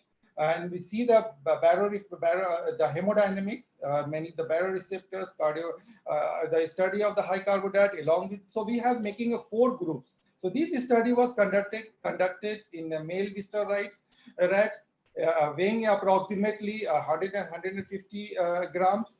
That is 2 to 3 months old, and we kept in animal house. So they are divided. We divided the 4 groups and kept in a separate metabolic cage. So it's very important. We kept it all single animal in one metabolic cage, and then in 6 animals each group we have taken. So 4 groups are there. So in control we have given only the normal diet, that is pellet, and in the other group we have given the high carbohydrate diet. And in other group we gave high carbohydrate diet and the sucrose solution. And then the high carbohydrate diet with sucrose solution only. So we have 4 different groups, and then we see what are the changes occur. So it's a very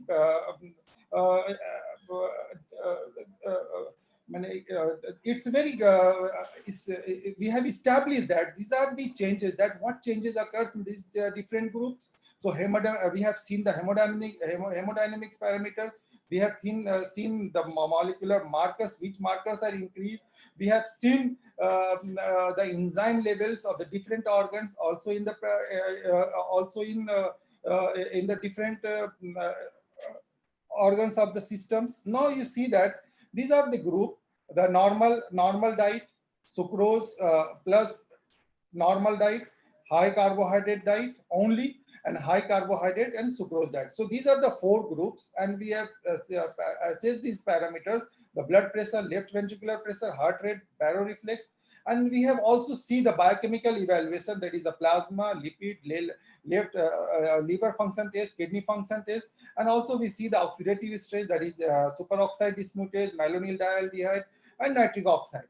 And then we see the sterile inflammatory markers, mainly the interleukin 6, heat shock protein 90, von Willebrand factor. We see the S100B, and also we have done histopathology of the certain organs. Now we see that, and we have also observed the phenotypic variation. What happened? Body weight. What happened to the body weight? What happened to their urination? What happened? So we have all that. Please unmute. Please mute all except speaker. Everyone, please mute. So we have seen the phenotypic. What are the changes that occur? You can see that their body weight increases rapidly. The number of weeks, their diet intake increases. But when we are giving only the sucrose, their diet intake decreases. So in normal conditions, the diet intake is normal. But when we are giving high carbohydrate diet, their diet intake increases.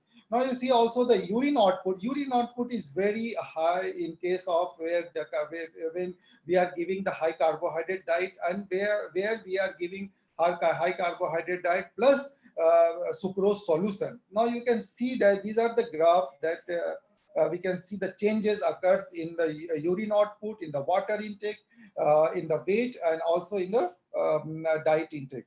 Now, what happens in the hemodynamics parameters? So you see there is a 4 groups, and the systolic and the diastolic blood pressure in rats that fed with the normal diet alone, that is the control. This is a control. There is no change, but you see there is an increase in the high carbohydrate diet and with the sucrose solution. But only sucrose solution and normal, there is a not significant increase of the blood pressure of the diastolic and as well as the systolic.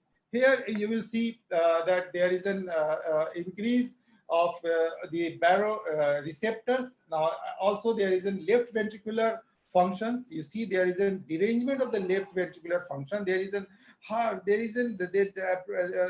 a significant increase in the high carbohydrate diet plus when we are giving the sucrose solution. And also only high carbohydrate diet, if we are giving the only high carbohydrate diet to the animal, their body weight increases very significantly if you compare with the other group with the high carbohydrate and the sucrose solution given.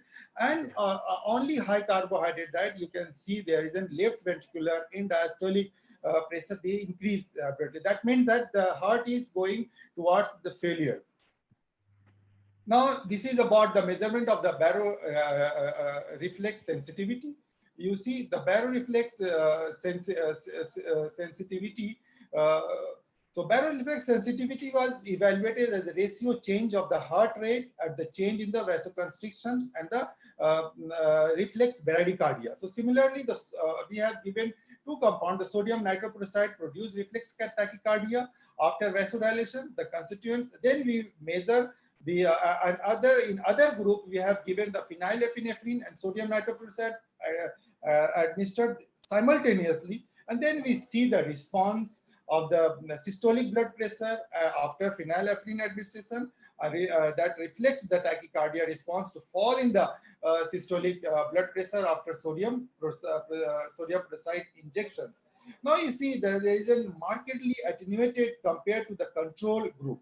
You see that it markedly decrease if you see the control group. This is our control group. Here, this group we have given the phenylephrine, and here we have given the sodium nitroprusside. So that means that this reflects the measurement, the baroreflex sensitivity is also affects in this because of the high carbohydrate diet, and because of the high carbohydrate.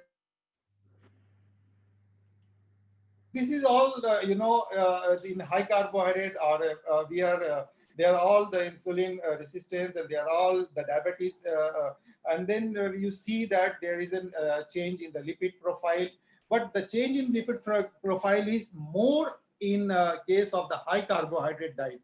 So we have given high carbohydrate diet, high carbohydrate plus sucrose solution, and only sucrose solution. So only sucrose solution, you see there is no significant change if you compare with the control group. But when we are giving the high carbohydrate diet, there is a significant increase in the cholesterol, significant increase in the triglycerides, significant increase in the HDL. So all these derangement occurs in the lipid profiles when we are giving in the high lipid diet, high carbohydrate diet. So you see again the same, the liver enzymes, there is a derangement of the GOT, GPT, and alkaline phosphatase. Is more significant in case of the high carbohydrate diet. In kidney enzyme, it is very important that here you will find that the both in kidney, high carbohydrate diet and high carbohydrate plus sucrose solution group, they are both at par, and there is a both increase at parallel. Now we come into the oxidative stress. So oxidative stress, you see that we have seen the SOD superoxide dismutase, we have seen the malonyl dialdehyde, we have seen the nitric oxide. So you see the nitric, in normal, you see the nitric oxide level abruptly decreases, and also the SOD also very decreased. Here you see that but in case of the malonyl dialdehyde free radicals, there is an increase in this group, increase in the high carbohydrate and the sucrose solution group. So this group, the free radicals is more form here a bit against this high carbohydrate group. So you can evaluate and you can see that how these high carbohydrate diet or the metabolic syndrome, they affects our body.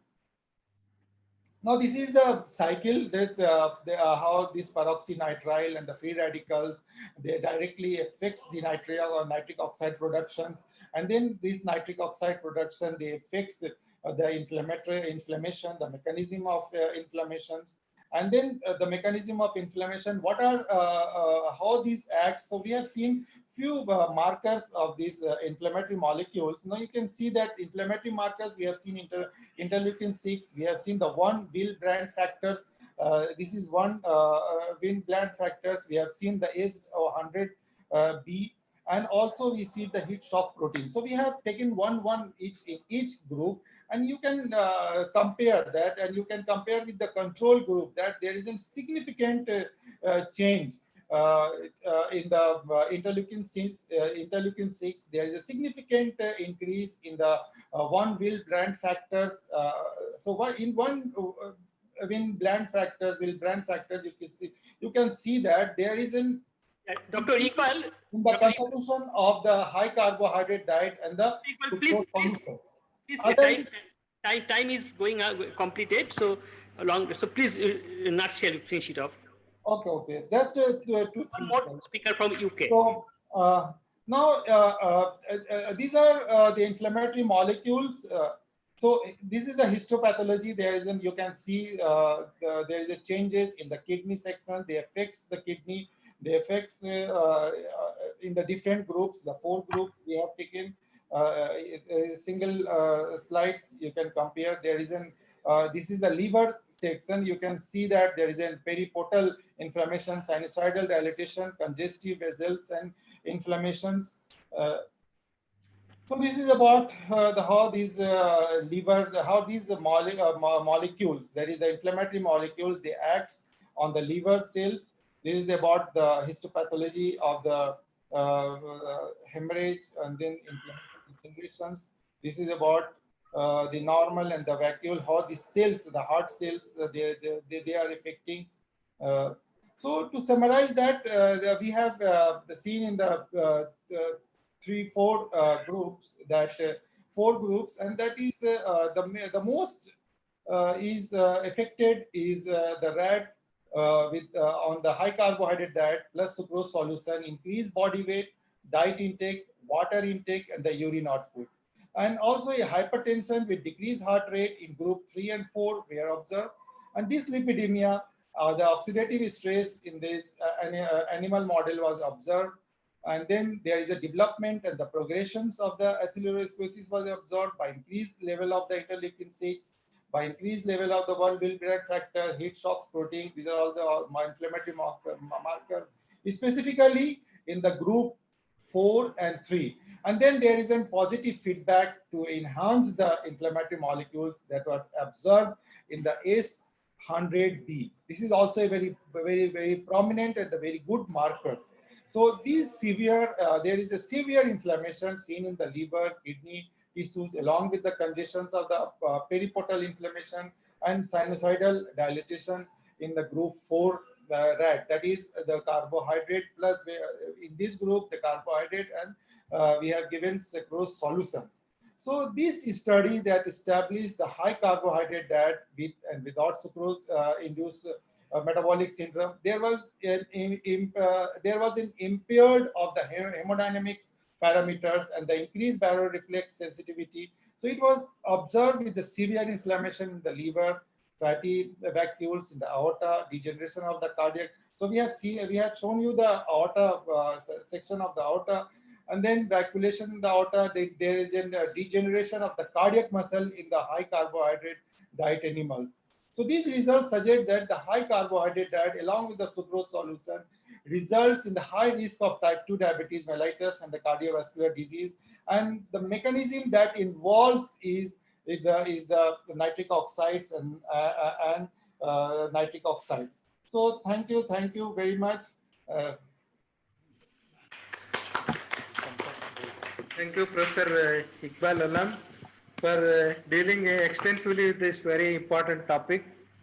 There is a time location. Yeah, You can, I think Dr. Iqbal, one question. Anyone can ask one question. Just one question too, because Dr. Iqbal Alam is also coordinator of UNESCO UNITWIN from Delhi. So one question for manipulation, regulation of this nitric oxide production, the role of lifestyle modification and the pharmacological intervention like L-arginine. Professor Iqbal Alam. Yeah. Pardon me again. Yes. Yes. Dr. Iqbal, you answer. Yeah, we'll come back to Dr. Sinerik. Just after Iqbal, I will come back to Professor Sinerik. Yeah, Iqbal, you please respond. No, I'm not listening. Yes.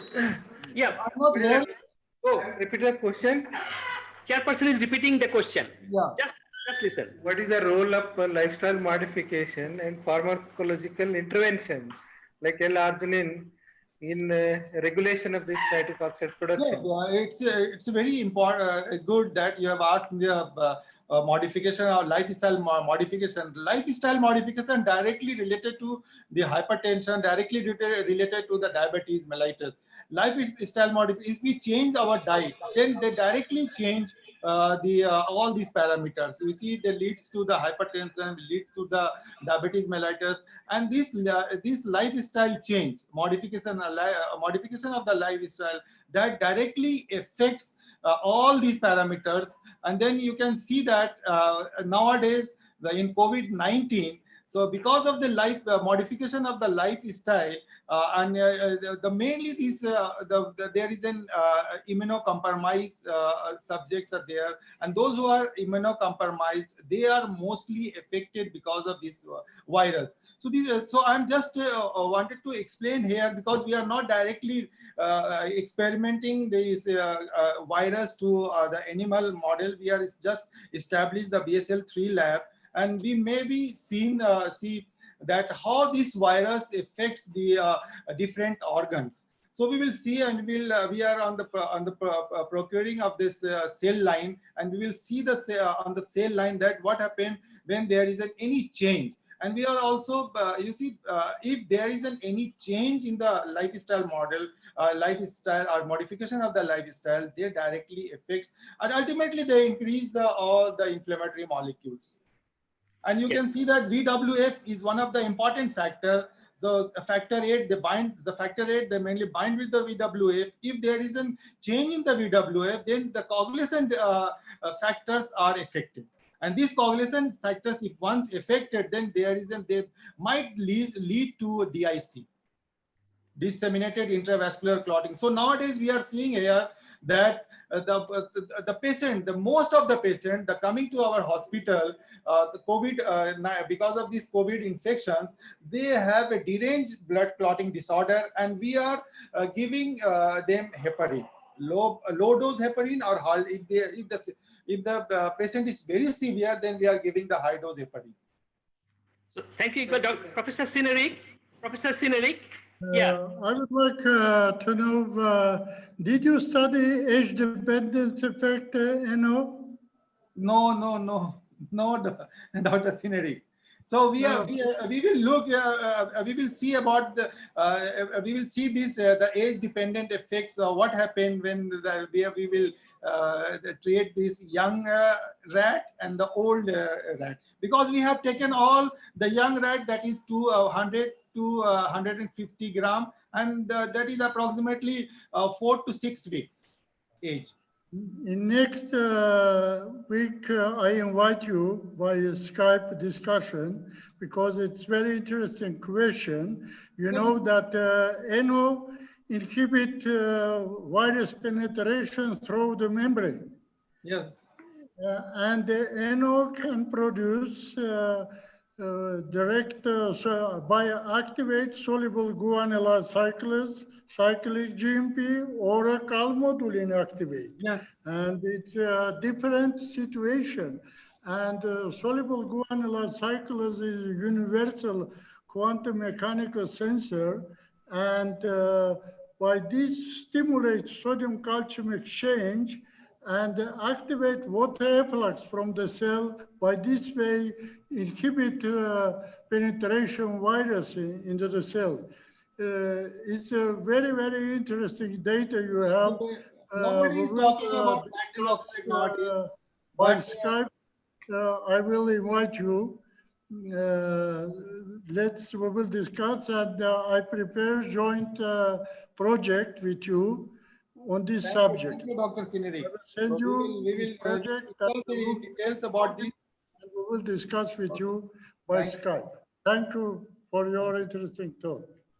Thank you, Professor Seneric. Thank you very much. And thank you, Dr. Iqbal. Thank you very much for very lucid and interesting talk. And now as per the university, UNESCO, UNITWIN and BL University jointly conferring you the certificate of honors. So here goes the certificate of honors. Or I request Honorable Vice Chancellor, sir, to declare the certificate of honors to Muhammad Iqbal Alam, UNESCO coordinator from Delhi. It is my pleasure. Thank you, sir. Thank you, sir. Of honor to Thank you so much. Congratulations, sir. Thank you very much. Thank you, Dr. Iqbal. Thank you, Honorable Vice Chancellor. Now the next speaker, that will be the last speaker of the 2 days marathon seminar before we start the roundtable meeting. This last speaker is an illustrious Professor Dr. David Gee from Brunel University, London. So Professor David is here. Yes, I'm here. Thank you very much, Professor David. Welcome to UNESCO UNITWIN Networking Web Seminar in the BLD University, Bijapur, India. So virtual presentation, we like to see you actually, but anyway, so at the moment we'll listen to you. So your session will be chaired by Dr. Shumangala Patil, who is the professor and chair of the Department of Physiology, BLD University. She is an extremely knowledgeable and scholastic lady with a multiple disciplines she handles, and in which she is a research guide for post-graduation and doctoral curriculum.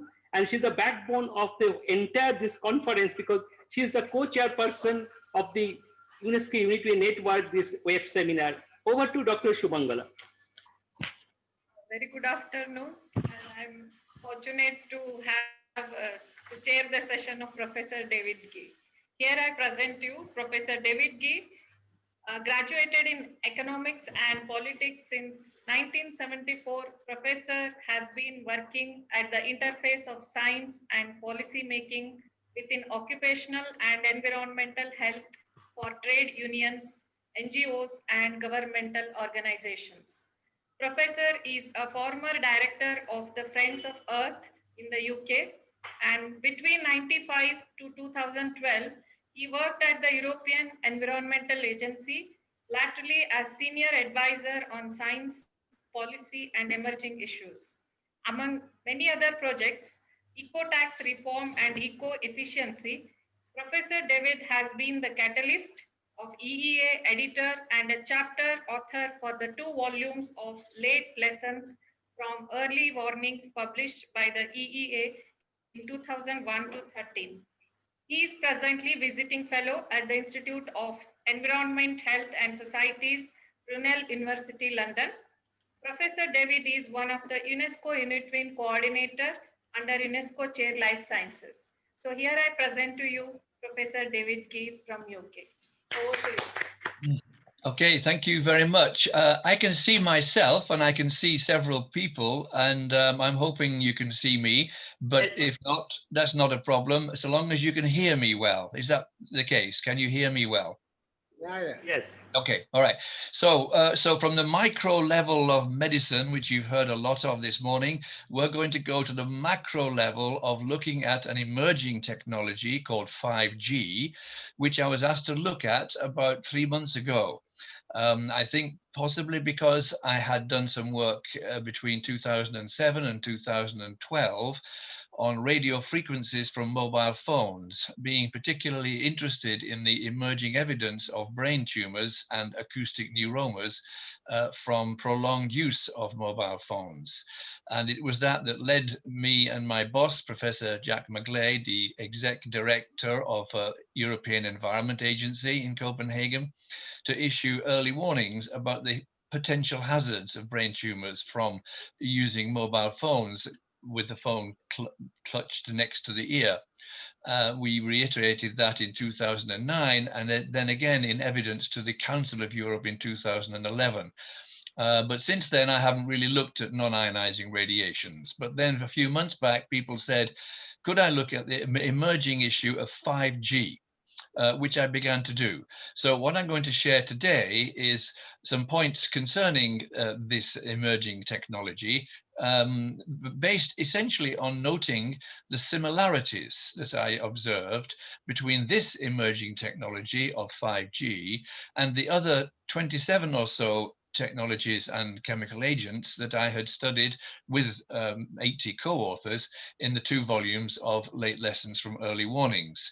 The structure of those case studies just goes from the first plausible scientific early warning through to the present day, noting whether society used any of the emerging knowledge of harm to take action early or late. In general, we Homo stupidus, as I like to call ourselves, have done a very bad job of controlling technologies or harmful agents early enough. So the first early warning on X-rays was 1895, the first damage was 1896, the first regulatory approach to doing something about it was post-war. With lead in petrol emerged in 1925, first strong early warnings as it began, ignored until the late 80s. Asbestos, first early warning, very clear, 1898. No real significant action in Europe or America until about 100 years later. So we've done a pretty bad job at acting on early warnings. On looking at 5G, I noticed initially that there is a great deal of hype surrounding the introduction of 5G. There are enormously powerful political and economic forces really pushing this technology. And I thought to myself, why is that happening? And it's very similar to what happened with the other technologies. So now I'm going to share with you 17 similarities between the case studies in the 2 volumes of Late Lessons and 5G, and follow with just 6 particular points that are quite specific to 5G itself. And I hope to do that in the 20 minutes that I have. What I'm going to say is written down, and I've sent a version to the organizers, and there are 44 references that carries the weight of the evidence behind, which I won't have time to share with you, but the document itself stands alone and should be sufficient. So the 17 similarities. Number 1, hype. I was struck on reading a paper produced by industry people, essentially, for the European Parliament in 2019, where they said that hype surrounds this new technology. It reminded me that when asbestos was introduced, the hype was called the magic mineral. When lead in petrol was introduced, it was called, by GM, who introduced it, a gift from God. And when X-rays were introduced and used in shoe shops to measure the size of children's feet, it was regarded as the scientific way to fit shoes to children. And of course, nuclear power, for those of you who remember it being introduced in the 50s and 60s, was too cheap to meter. And I thought, isn't this interesting? The chapter on the history of X-rays in volume 1 of Late Lessons explicitly says, for example, I quote, "The excitement in the scientific community and the often inappropriate publicity surrounding X-rays ensured that the damage to health, particularly in the long term," thinking cancers, of course, "was not given any prominence in the first 2 or 3 decades of the use of X-rays." I can see similarities here with 5G. The author of the European Parliament paper has produced a paper just for developing countries, produced in Telecommunications Policy Journal just a month or so ago, and I quote from the abstract. This new technology, 5G, is surrounded by unproven business models with claims for applications which may not be financially viable. There is confusion over choices of radio spectrum, over selection of equipment suppliers. There are potential issues of public health, as well as the real level of industrial and consumer demand beyond the hype. The emphasis in my article here, he says, is the importance of developing countries' leaders to make balanced strategic choices by identifying the basic issues in a very real politic fashion, including why embrace 5G at all at this point. The second similarity, a failure to independently scrutinize the costs and benefits of the new technology, mainly because they are always produced by the promoters of the technology and have always turned out to be heavily biased. So in the European case studies, we find that the costs of each new technology were underestimated, the benefits were overestimated, and the harms, of course, were just virtually non-existent for the first 2 or 3 decades. Number 3, there was an early closing down of promising and competing early technologies. So with lead in petrol, alcohol was the competitor for it in 1925, and it was deliberately closed down by the efforts of the oil industry and General Motors because they didn't want competition from alcohol petrol, which was technically as good as leaded petrol. We find with 5G that the wired alternative, photonics and visible light communications, plus getting the most of the only recently installed 3 and 4G are the 4 alternative technologies that are being squeezed out by the hype push of 5G. Point 4, a big imbalance in the research done at the front end of any technology. We did an analysis of 15 years of EU expenditure on telecommunications information technologies. 99% of the public money was spent on promoting and developing the technology, and about 1% on anticipating hazards. That is a very strange imbalance, and as a consequence, technologies get pushed too fast and the hazards get under-researched until several decades into the hazard. Number 5, independent research is critical. There's a whole history from pharmaceuticals, climate change, lead, asbestos, and so on, where you can show, as with EMF via radio frequency and mobile phones, that if the source of funding of the research is conflicted, i.e. coming from industry, directly or indirectly, it tends not to find hazards, whereas independently publicly funded research found a lot of, and does find a lot of hazards, as with radio frequency radiations. Number 6, many scientists just do not want to confess what they do not know. They do not want to reveal the gaps in their knowledge, or even the uncertainties sometimes, or the limitations of the models that they are using. And all of that has tended to delay the discovery of harm until it was far too late to stop a lot of it. And within the scientific communities, there's often competition and rivalries and pools of ignorance between, let's say, in the BSc case, the medics and the vets, and in the ionizing radiation field, between the epidemiologists and the physicists. And those mutual misunderstandings between disciplines are a real problem. And this is still a big problem. In another part of the forest, I'm promoting a new Nobel Prize for transdisciplinary science. If anybody wants to help me make that happen, then let me know later on. Within this field of EMF, we currently have within the scientific community 2 basic competing paradigms. The conventional one which in my view is on the way out, but not fast enough because it's still dominant, is the thermal tissue heating paradigm, which says that if the energy from the non-ionizing radiation is not sufficient to break up molecules, then it can't really be damaging to humans. It's called the thermal tissue heating paradigm. It's remarkably 19th century. The competing one that will replace it, I'm very convinced, is what's called information physics or cell signaling, whereby the cells, as you all know, in the body communicate both with chemical and electromagnetic means. And it's the second. It's the scrambling of the conversations between cells that is occurring when the weak energy from the non-ionizing radiations from the mobile phones enters the head, or even messes up the communication systems of insects and so on. Number 7.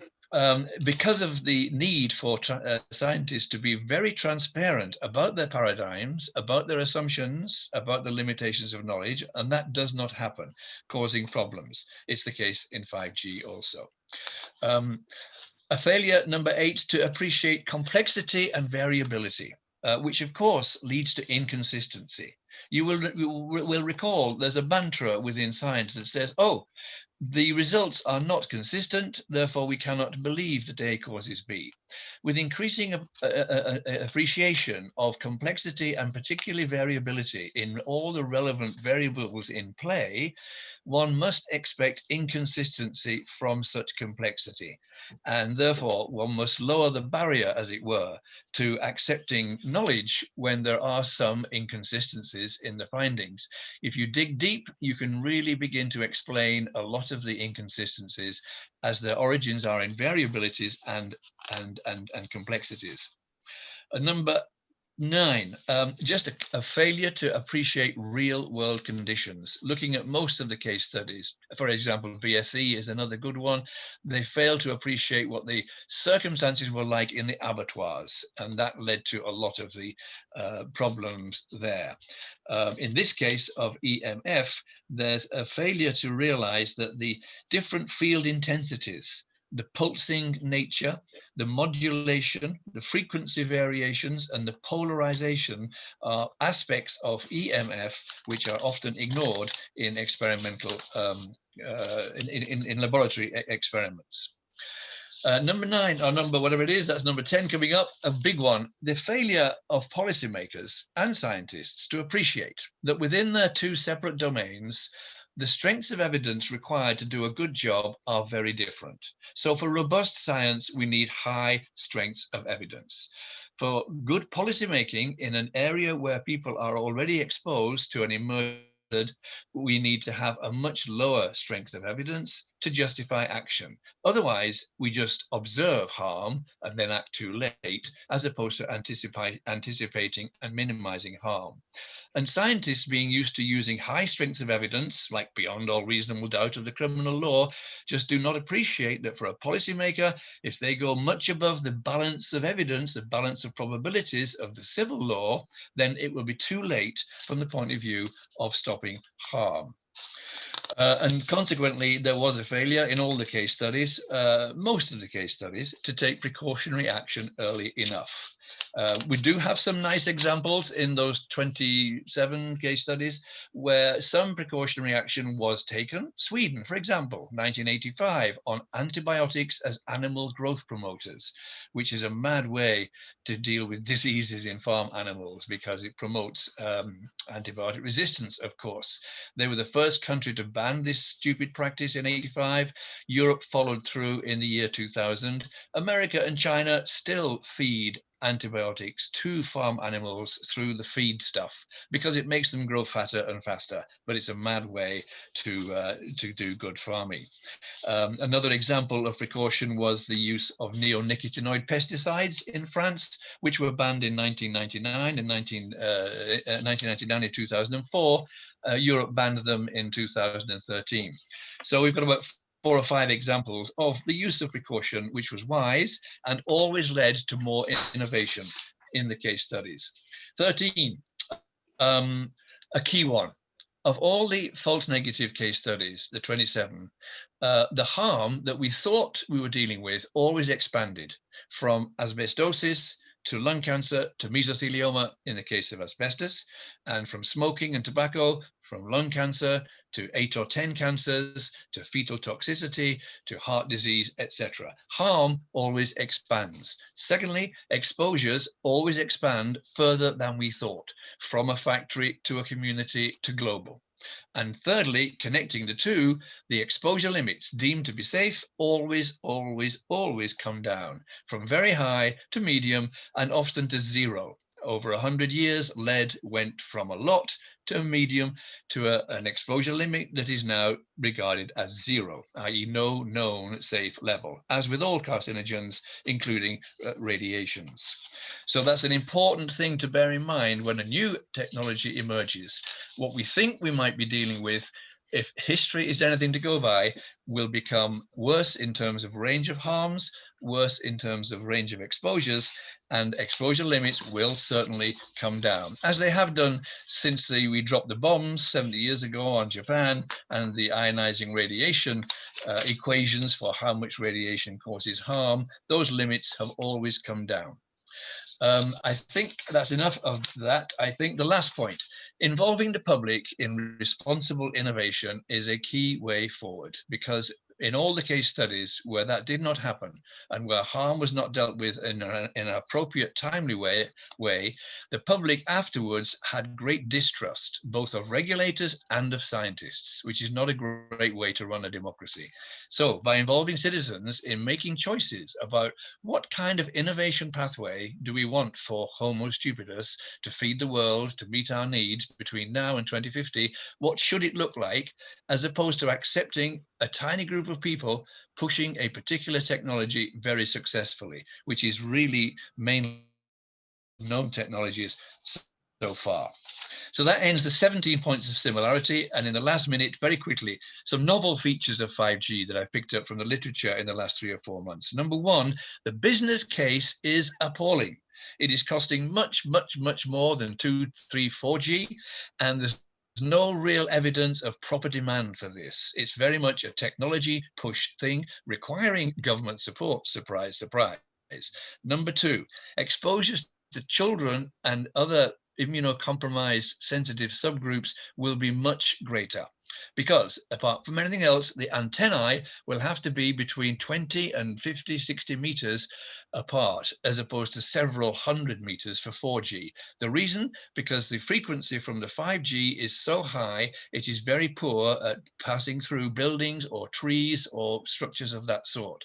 So the density of the antennae will be phenomenal. You're talking tens of thousands in major cities. For that reason, the governments have already fixed the case and stopped the public in Britain, certainly, most of Europe and all America, from objecting to the location of new antennae near their houses and their schools and their hospitals, because they realize the public, once they get to know a bit about this stuff, they will not be too pleased. Thirdly, emerging evidence of harm from these higher frequencies from 5G to the navigational systems of birds and insects and others. In addition, they are putting up 40 to 50,000 new small satellites to improve further communications, and the astronomers have signed an appeal, 2,000 of them, drawing attention to the fact that space pollution will increase enormously from the 5G antennae that are planned. Fourthly, security and privacy, which have already been compromised, as we know, from modern telecommunications and so on, will be even worse. And the industry people themselves say this is one of their unresolved possible costs, because of the ubiquity of the antennae, the opportunity for breaking into them by various malign forces is much, much greater than it ever was with 4G. Number 5, human rights will be seriously compromised. There's a great opinion by a Danish lawyer published last year setting out how this will compromise human rights. And finally, I mentioned it before, public trust and localism.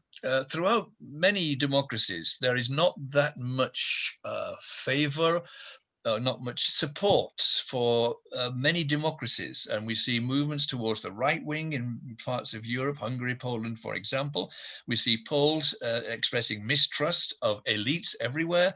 And counterposing that. And something that's nice that came out of COVID is the development of new community activities, people helping each other, sharing with each other, developing new ways of helping each other during lockdown.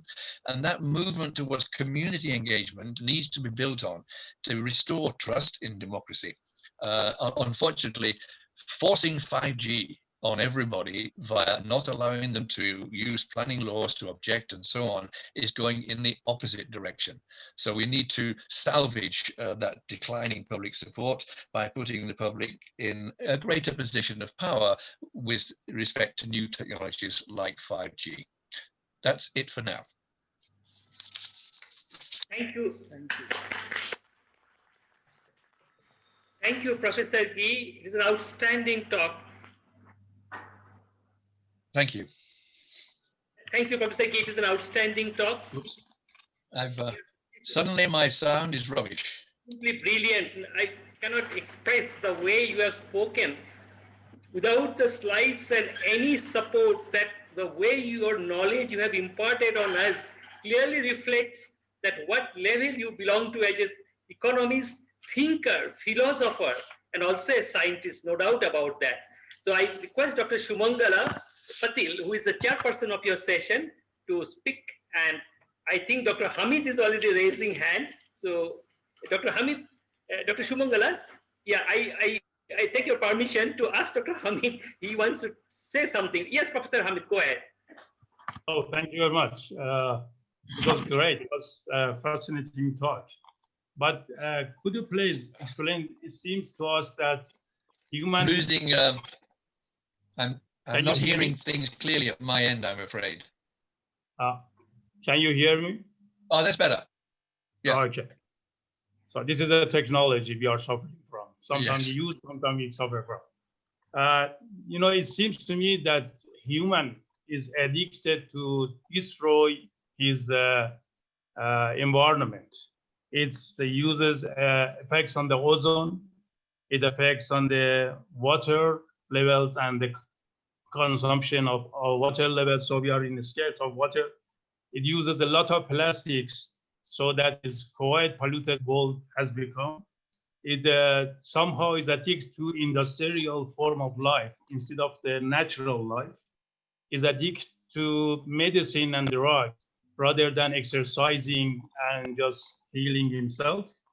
And somehow is addicted to distrust, to express distrust across the globe. In all of his rather means that human race is addicted to destroy his environment and live in a rather unnatural condition.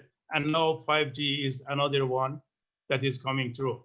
What do you think we can do to change the attitude of human beings? Thank you very much. Well, firstly, we could be more humble, which is why I've talked about us as a species as Homo stupidus for the last 25 years, and not Homo sapiens, the wise ones, because clearly we are not wise in exactly the ways you have just outlined. We are clever, we are smart, but we're not wise. As we know, many indigenous communities are much wiser than we are in relation to knowing how to survive well in their surrounding communities. So being able to pick up knowledge and behavior and approaches and values from indigenous communities and regarding ourselves so far as Homo stupidus with the humility that goes with that is a first step.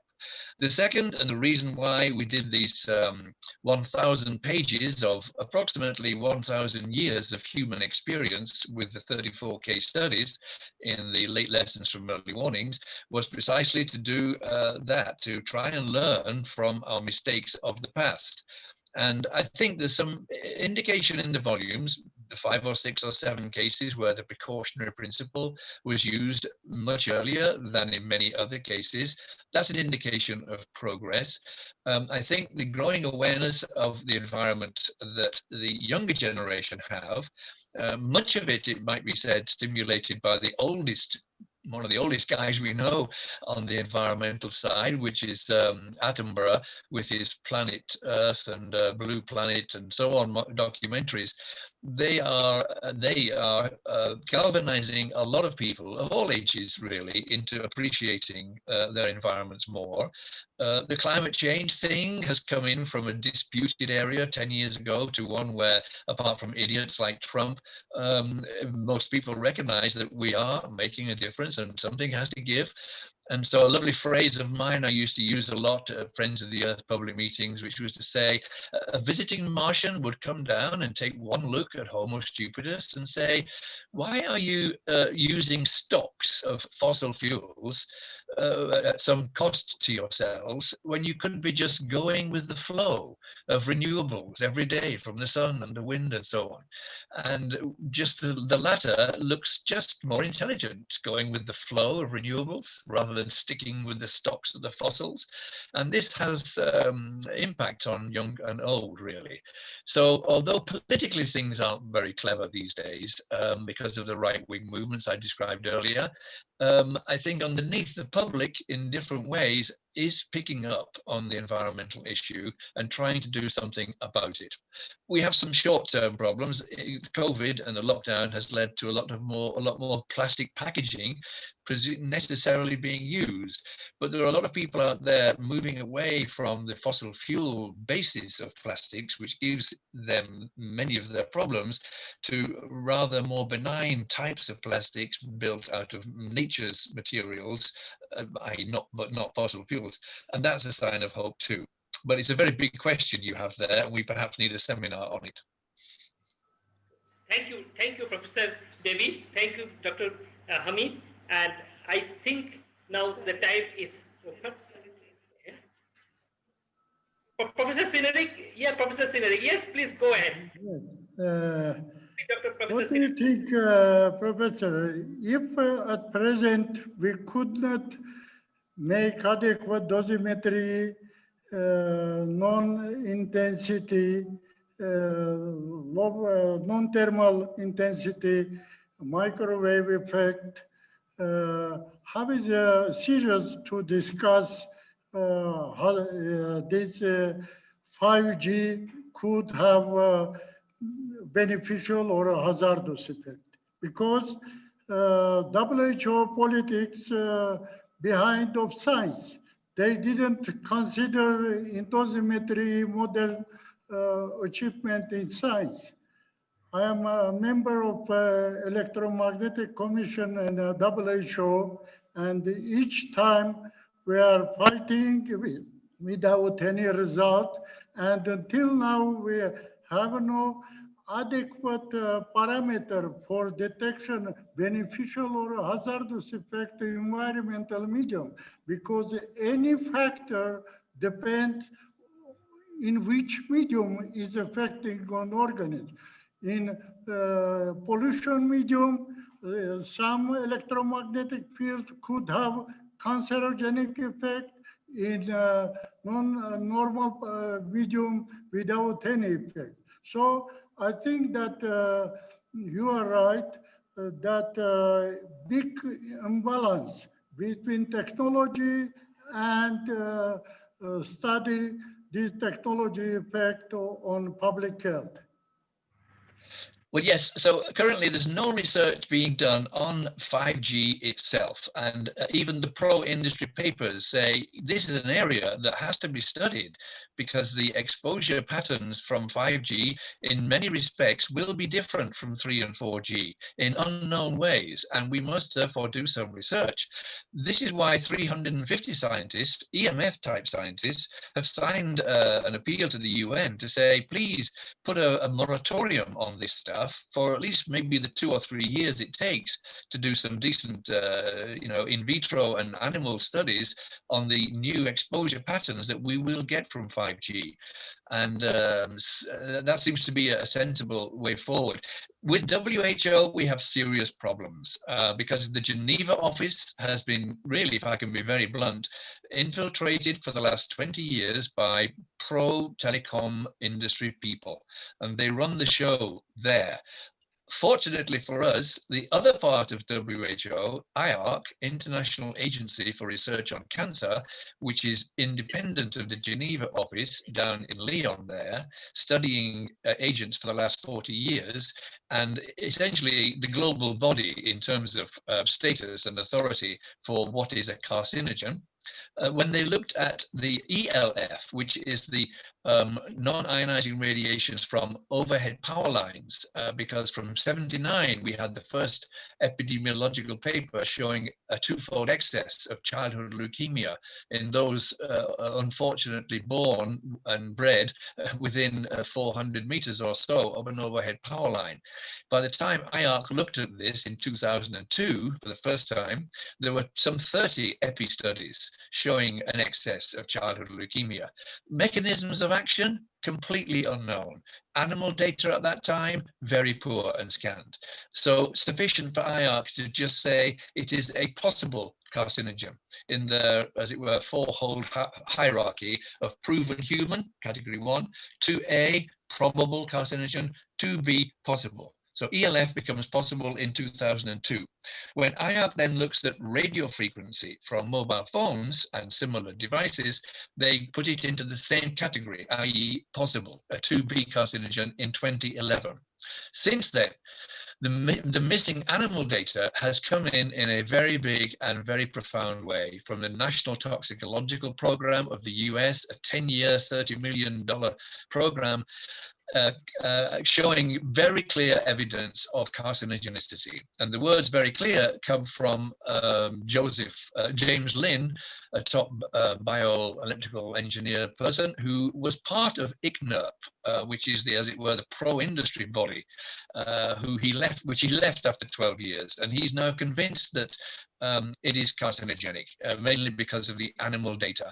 The animal data from NTP, published 2018, was replicated by Collegium Ramazzini, which is part of the Ramazzini Institute that was mentioned by your previous. I'm a fellow of Collegium Ramazzini. The Institute Ramazzini is the world's biggest toxicological lab for testing agents in rodents. It's characterized by having 10 times more animals in its studies than normal labs. So it has had a history of identifying carcinogens earlier than other labs. And it produced its conclusions after a 5-year study based on much lower levels of exposure than NTP. NTP replicated the kinds of exposures that we might expect to us from using mobile phones. Ramazzini replicated the kinds of exposures you get from the antennae, the phone masts, i.e. much lower. Both of them found clear evidence of brain tumors and heart schwannomas, which is related to the epidemiology.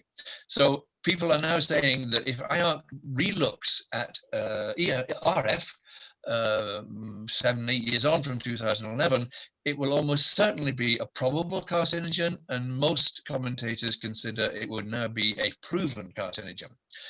The funny thing is, regulatory agencies around the world are just ignoring this evidence. They really do not want to believe it because of the implications. The telecoms industry is much bigger relatively than the smoking tobacco industry ever was. So you can imagine the pressures on governments now from such a powerful industry. But I think the evidence is becoming so clear that things will move in the next 3-4 years, in my view.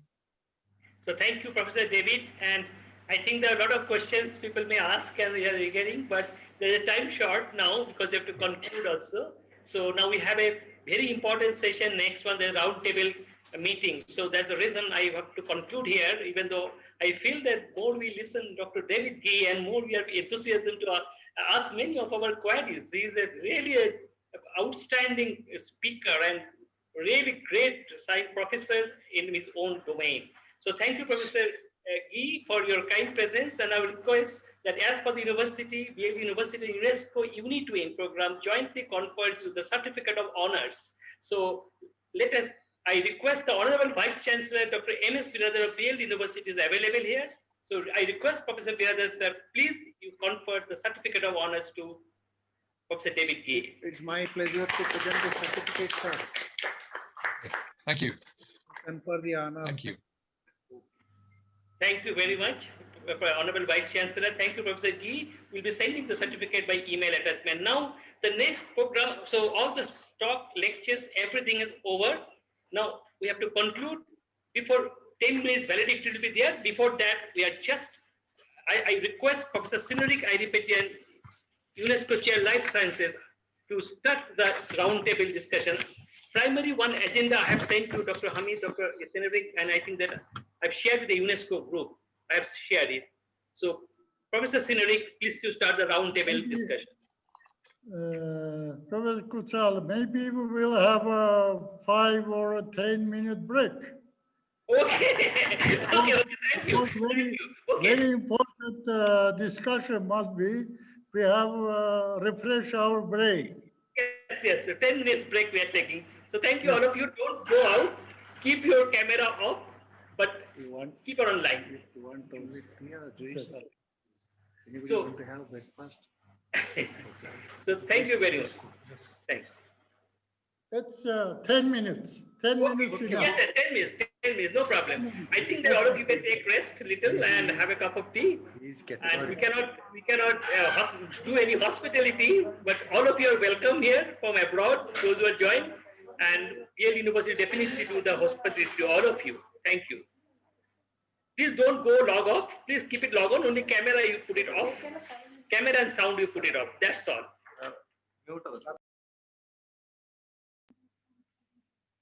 Dr. Iqbal.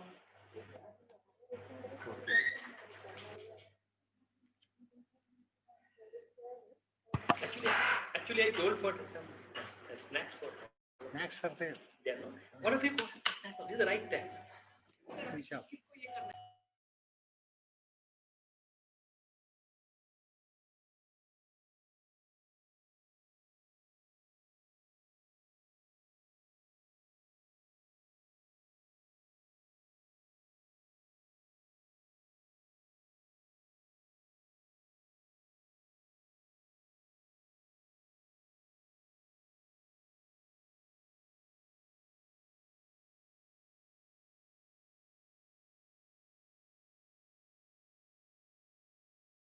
And also you can off your camera.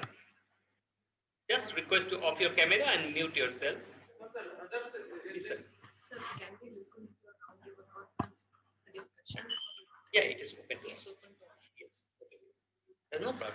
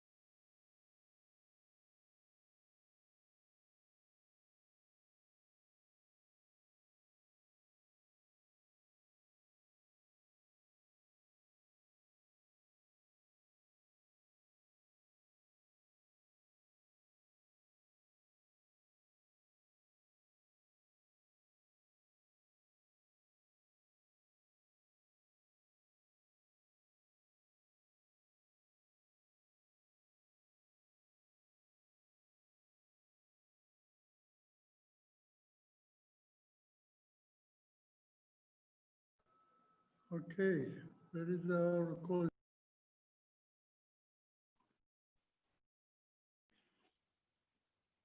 Another 2 minutes. 2 minutes more. So time conscious.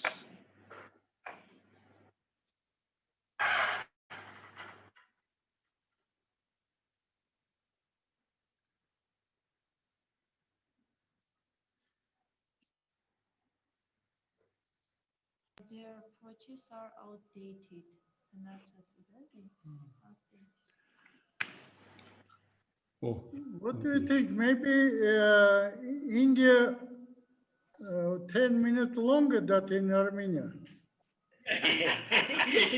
No, yes. Really good. Yes. Fruitic. 10 means 20. Yeah, I think all the audience spectators they are there. I mean, my organizing committee, I allowed them to go because Synergic has given permissions. So they went for just. They have almost come, most of us. Thank you, Anthony. Thank you, Anatoly. Thank you, Professor Anatoly. Thank you, Hamid. Professor Hamid, I think that I'm finding all the guests one by one joining. One by one guests are joining.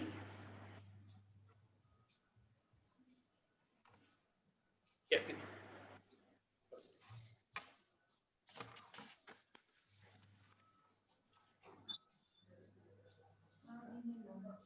Professor Sinurik, I have sent you.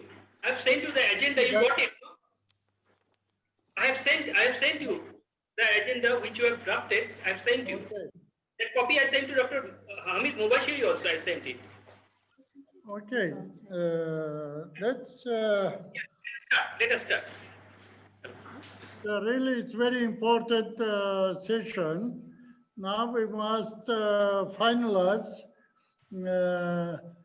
by which way we can increase effectivity our network because I suggest that it's not so active, it's not improvement our educational system. I would like start why we name our network biophysics, biotechnology, and environmental health. As you know, really, the environmental pollution brings humanity on the threshold of ecological catastrophe. And now we know that any problem when faced in a result of environmental pollution, we cannot decide because WHO politics not progressive. Of course, few think I can agree with Trump that in this case that I can agree with him that he criticized WHO politics.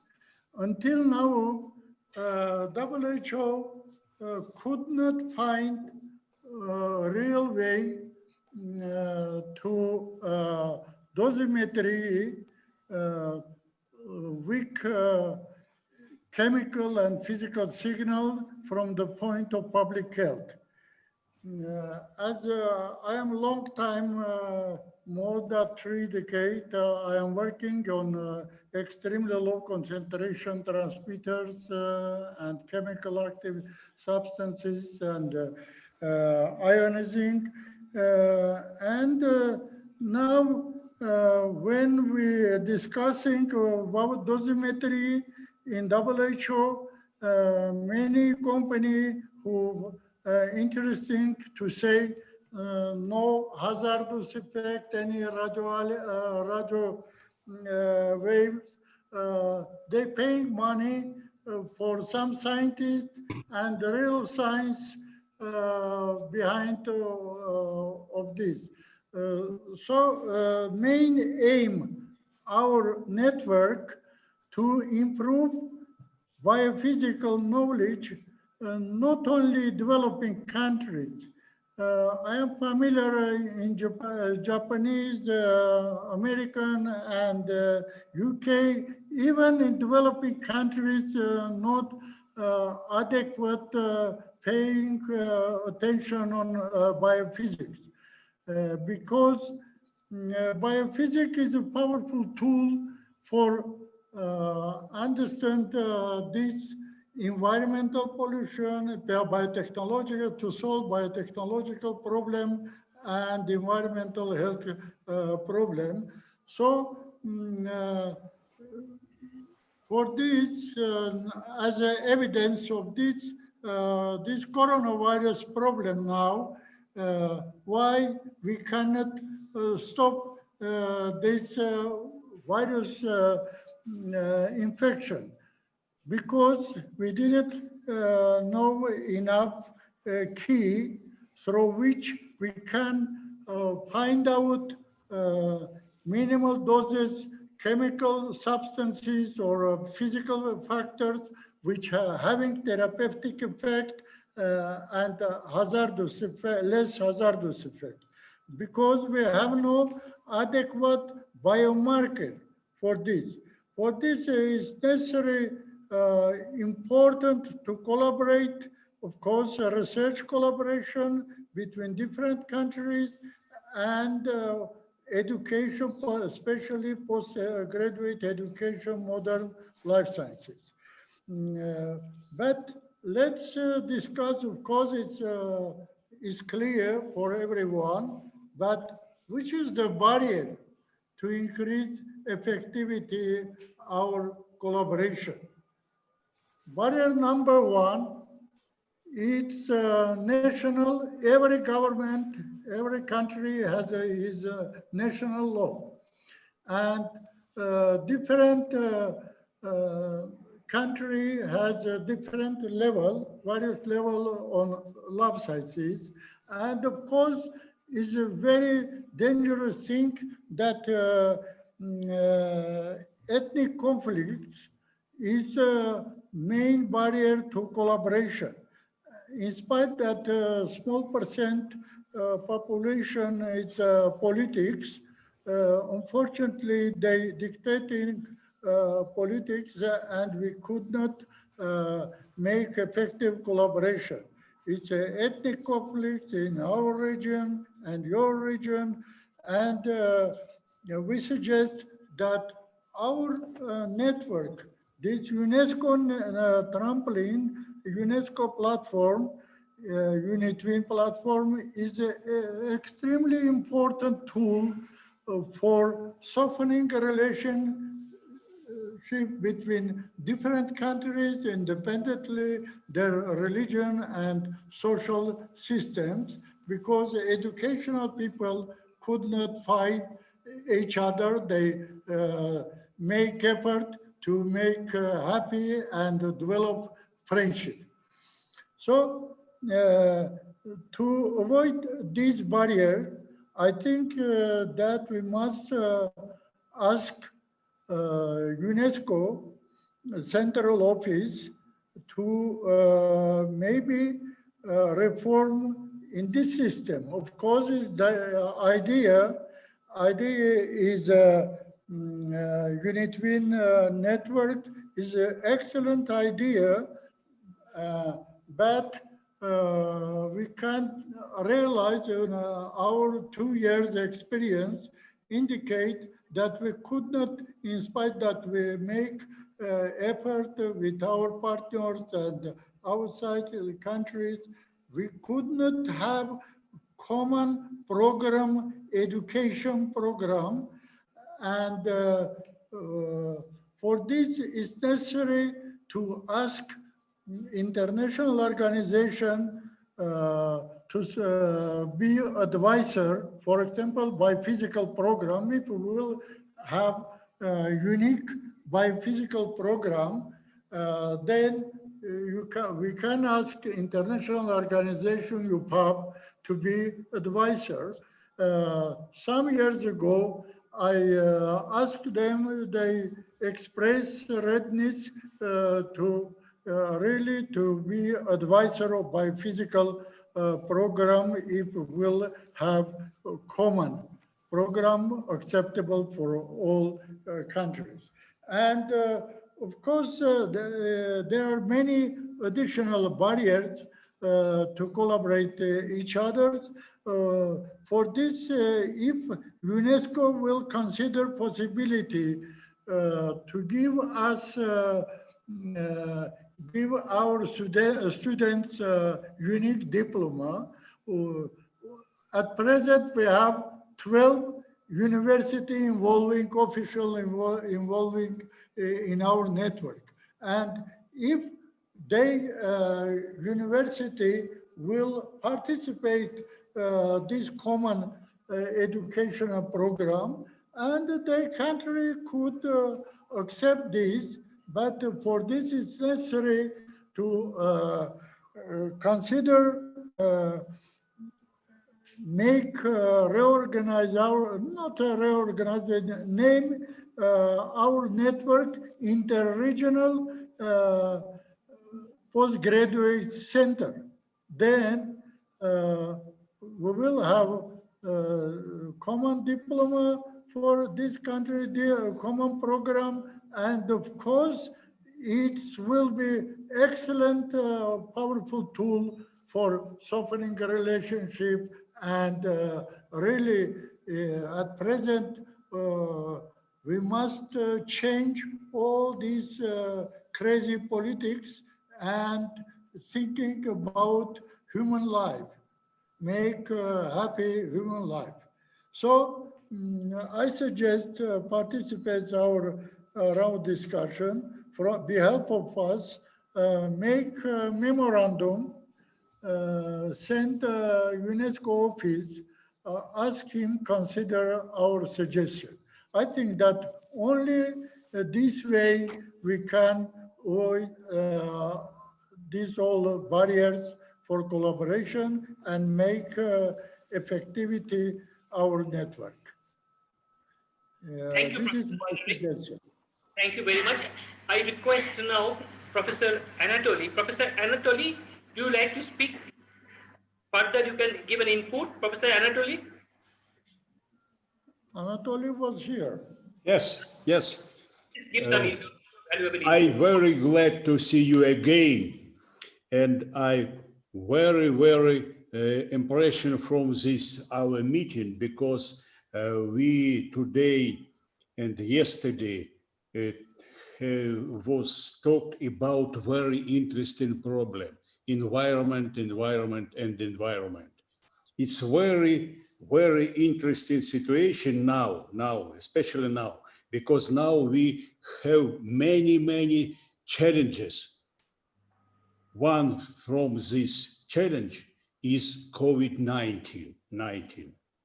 In this situation, we very think about what will be with our health in this situation. I think about pressing for our brain, pressing from environment where we see many challenges. For example, plastic and radiation and other many factors which influence on our health. And I think our today meeting in our finish must preparing very interesting document which we must, I think it's my opinion, must give to different government in each in our country, in your country, and other. That's why I thank you very much for invitation, for took part in our conference, and I think in future we will be say about today problems again and again. Again, thank you very much. Seneric, I'm very glad to see you, and I think sometime after that meeting, I will be see in this forum and will be talking with you. Thank you very much. Thank you very much. Thank you, Anatoly. I would like to, for now, cryobiology center in head of this center, Anatoly, is original, and many institutions, many countries need his institute help. But we cannot Yes. Yes, effectively use each institute progress. Its cryobiological center, it's, I can say that in Europe, we have no such professional center as cryobiology in Kharkov. So we must make this institute has UNESCO chair in cryobiology. Thank you very much. Senator, thank you again. Yes. Thank and you. so we must effectively use each partner institution potential. Thank you. Thank you again. And I would like to remind you that we discussed this question in Kiev. In Kiev, we have a meeting in neuroscience, Kiev Institute, Bogomolets Institute, in the World Known Institute Neuroscience Center. It's not because it's my institute, but really it's World Known Center, Neuroscience Center. And again, we discussed that it is important to collaborate Yes. because in former Soviet Union, other republic, it was a whole country, and we could communicate each other. And after collapsing Soviet Union, some countries becomes not friendly, and so we must renew our friendship and increase the effectivity in our network. Yes. So, please, Hamid, now we would like next meeting organized in Iran, because Iranian colleagues, Musawi and the big team, very making effort to collect, to integrate regional research potential and education, and make life happy. So, the same thing we discussed recently, globalistic in Moscow State University. Everywhere they say, okay, we are agree, but we have no junction system. It can do it UNESCO. Yes, absolutely. I think Professor David Gee, Professor David Gee, you please unmute. Unmute. Hang on. I'm on. It says I'm on mute on my screen. You're on mute. You're audible. Don't touch anything. No, it's okay. Okay, right, fine. Just 2 or 3 quick things. First of all, the name on the bottom of my screen, and that's my wife's name, who used to work for WHO in Copenhagen. Oh. She must have taken the subscription out on Zoom, I think. Anyway, I'm David G, of course. That's my wife. In response to the UNESCO thing, I think it will be a great opportunity, this, because having retired and reflected on 45 years worth of working at this science policy interface, largely through members of the public, shall we say, trade unionists for the first half and then citizens for the second half of my working life, I realized that one of the big things that are missing is a mass educational program, which I called Knowledge for Planetary Citizenship. And I use those words because I was coming off the back of 3 big fat reports done by the Rothschild Foundation and the Lancet. They were called commissions, and they had about 20 or 30 scientists in each of those commissions. There were 4 of them. 2, one was climate change, one was air pollution, for example. And they came out with, as it were, global assessments of the state of the science and policymaking in those big areas. And an underlying theme was the absence of an informed citizenship, which, if we are going to transfer from the Industrial Revolution to a more ecologically based economic situation, we have to take a lot of people with us. And for the most part, they don't get the education. So I produced a 10-page blueprint called Knowledge for Planetary Citizenship. And I'm just looking for vehicles with which to promote this. And obviously it should occur through a partnership of 8 or 10 or 12 universities of the sort that the UNESCO have just described. And in particular, I was interested in making bridges with the Russian academics, because in the area of non-ionizing radiations, it is very striking that the Russian East European tradition of science has, ever since the 1950s, when they first did studies on radar technicians and non-ionizing radiations, finding biological effects.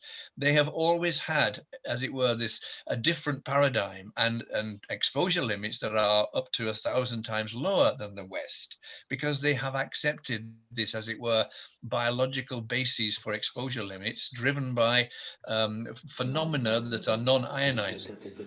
So it will be great to partner with them. So if anybody's interested, I will send a copy of this initial proposal for a mass educational program aimed at citizens who want to become planetary citizens.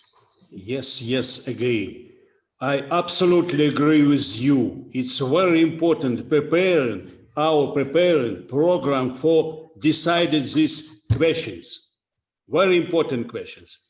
In our solidation in this work, our understand that 1 hour only chair, the year there and other. We must think about need our work in this way. Thank you.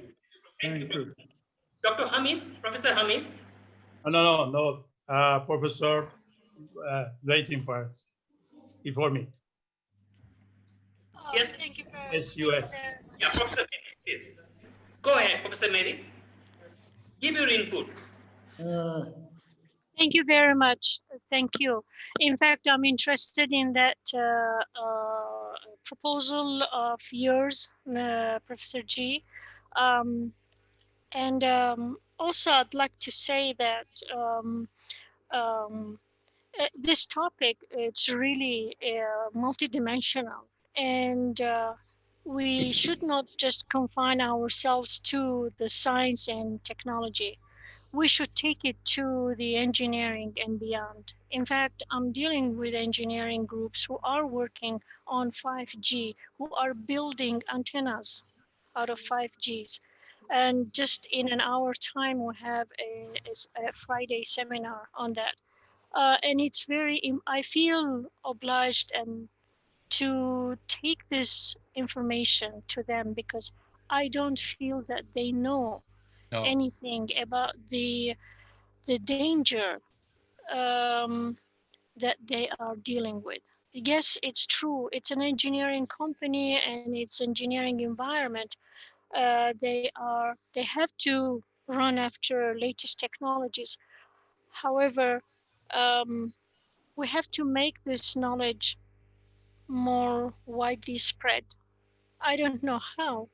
However, I feel like obliged to take the knowledge to them. And if there is any law, for example, to Professor G, I was going to say, is there any confinement from UN or from the high authorities on countries whether to use, how much they can use 5G? I understand. I come from the space industry.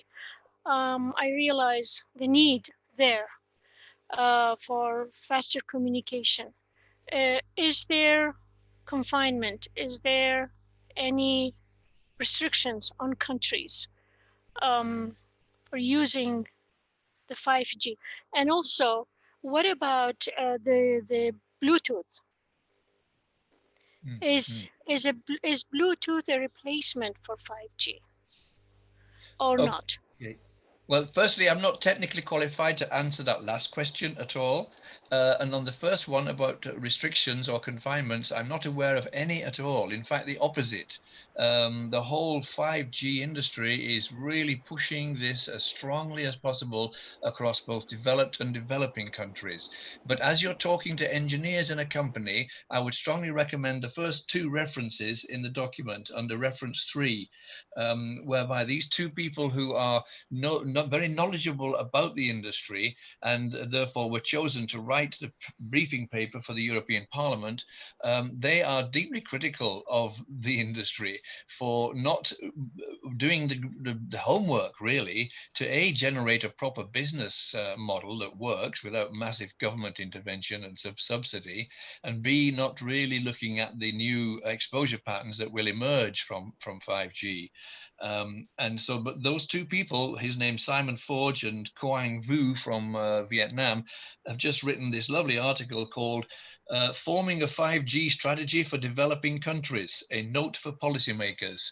And it's an excellent summary of the issues. And it's really saying, be aware, leaders of developing countries, don't go along with this race to 5G. It will be an expensive mistake, probably. And best for you to wait to see that China and India and the US and Britain make the mistakes first of all in the first round, and then maybe you can come in later and pick up the technology, A, much cheaper, and B, without any of the initial problems that we'll be having. So look at those two notes written by Simon Forge, one for European Parliament, one for the magazine Telecommunications Policy, and I would get them to address your engineers because they will be impressed, I think. Okay, thank you very much. Thank you. Thank you very much. I request Dr. Hamid. Yeah, Professor Hamid. Yes, please go ahead. Thank you very much. I think, you know, we are in the era that the academics and universities doesn't matter as such anymore compared with the people who are dedicated to science. The systematic work is not working anymore. And I think the segregated people and the people who are dedicated to science can do much more. The industry's benefit doesn't let them to accept the logical. They think the short steps of them and the instant benefits, and they are not care to the long time effect of what they are doing. It is the same for the government. They are in short of money. They are to have to look after their nation. So sometimes politics doesn't let them to, even though they know, to apply what they are knowing.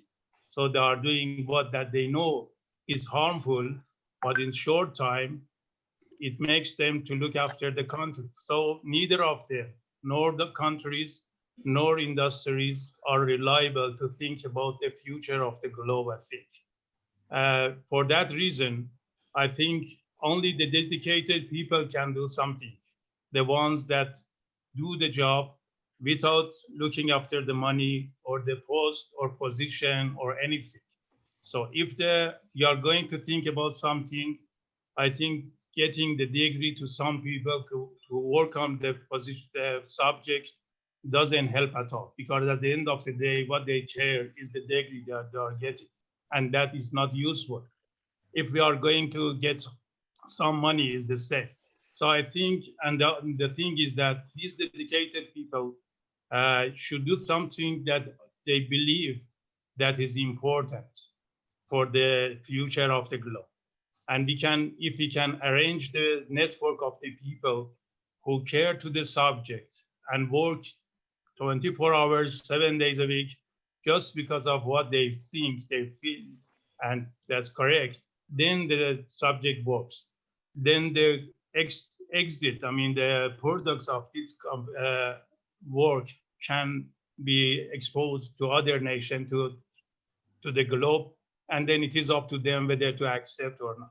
But I don't think in the systematic way it works, because we don't have enough driving force to move it ahead. Because as I mentioned, there are different factors involved, and unfortunately, the human health is the last point to be considered. So only the dedicated people. So if we can arrange of having some people with different expertise to look at on the subject from different points, then we can do something. For example, at the time being, they say that these are non-thermal. What is thermal, what is not thermal? At up to what temperature we consider it thermal? If it is 0.00005, where no temperature sensor can sense it, is it still thermal or not? We have applied single channel to the electromagnetic field equivalent of 1/10 of the energy that the cell phone irradiates. And still the channel activity is abundant, it's seized right away as soon as the electromagnetic field that week was applied. So this, as you said, is like an inconsistency, and the system is far too complex. We don't have any system in the globe more complex than human being, that living system. And there is no system to realize what is happening at molecular, atomic level in real time.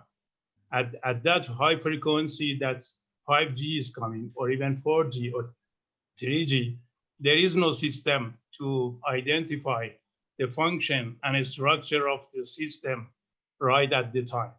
This is why we have dealing with lots of the inconsistency, because we look at the system in far away, like the story of that elephant in the barn, where everybody in dark thought that knows what the elephant is, but they were just, their imagination, because they didn't have enough information or means to get that.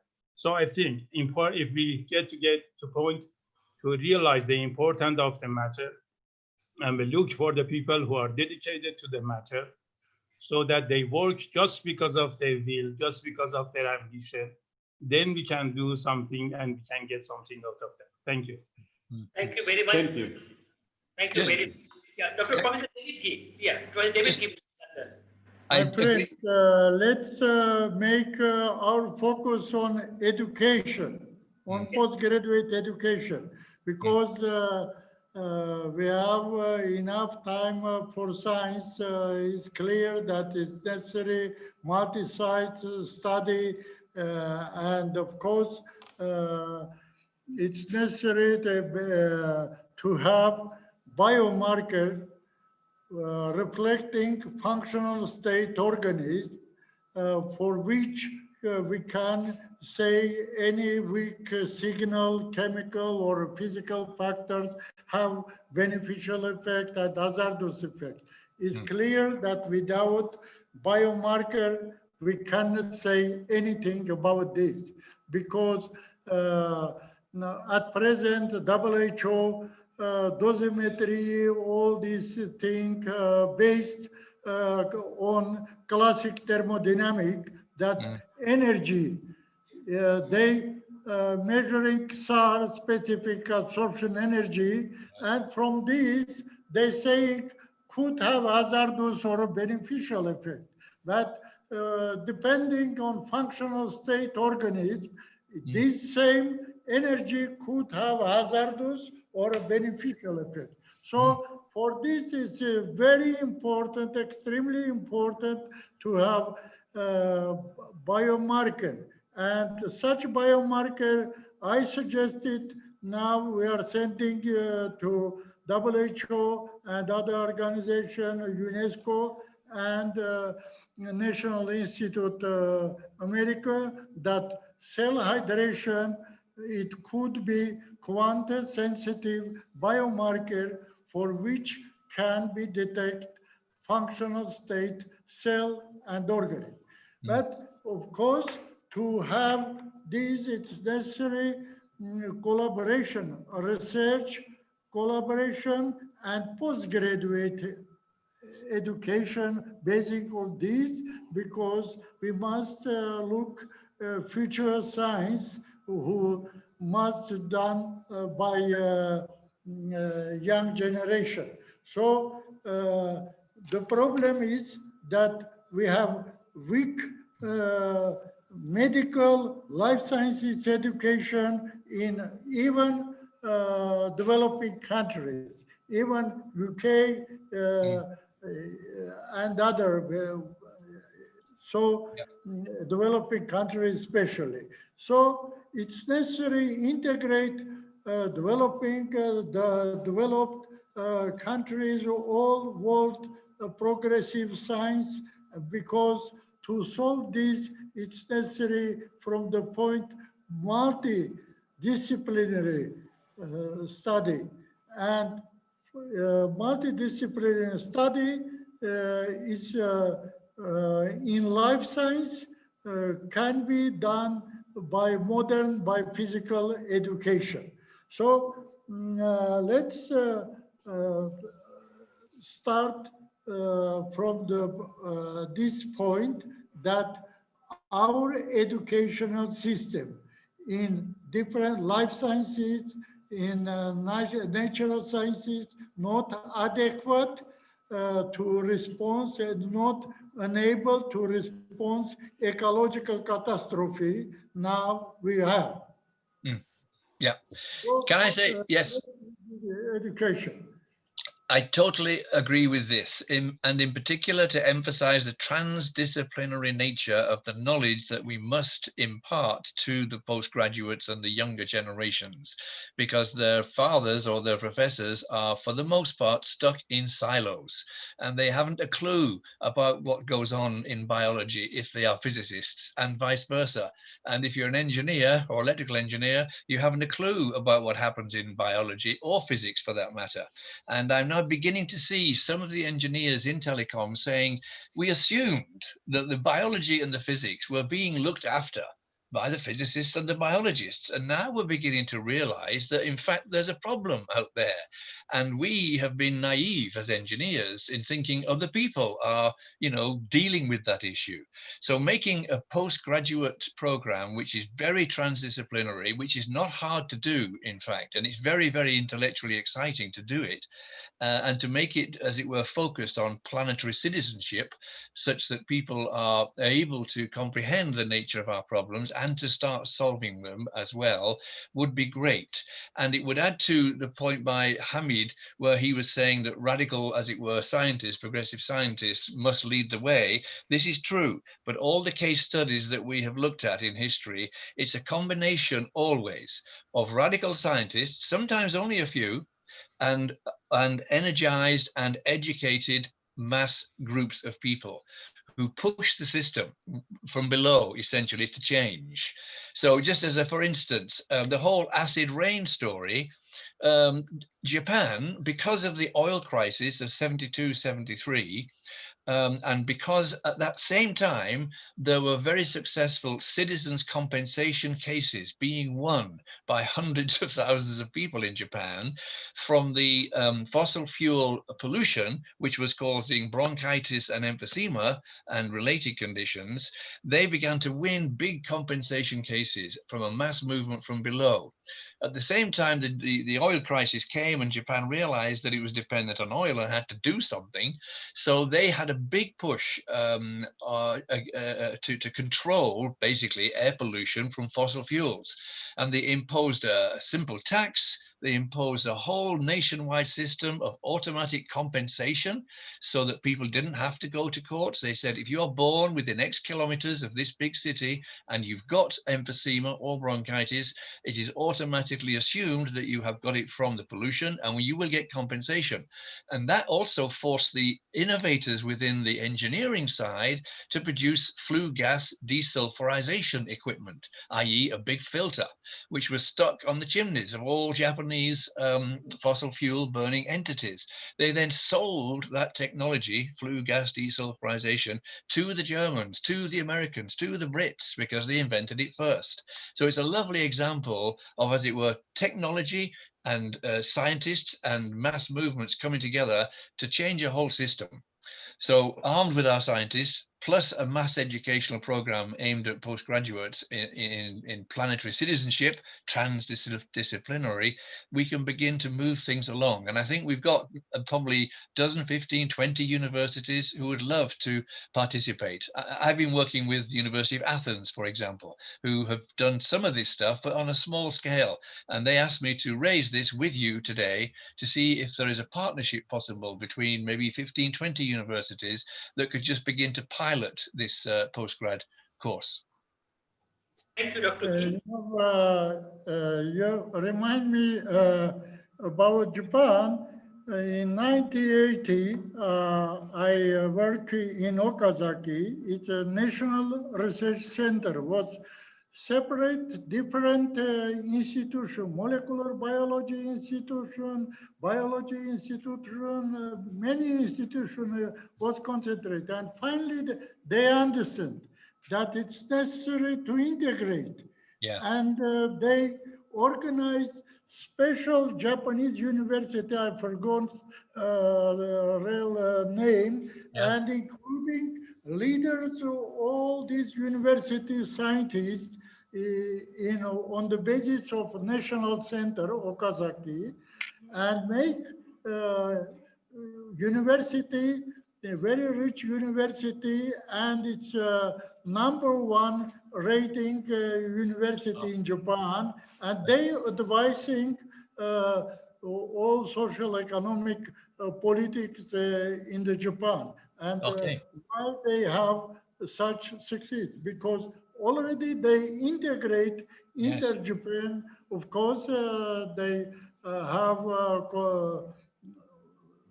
good collaboration with USA and other countries, but they every year new university they opening in Japan at that time, 1980.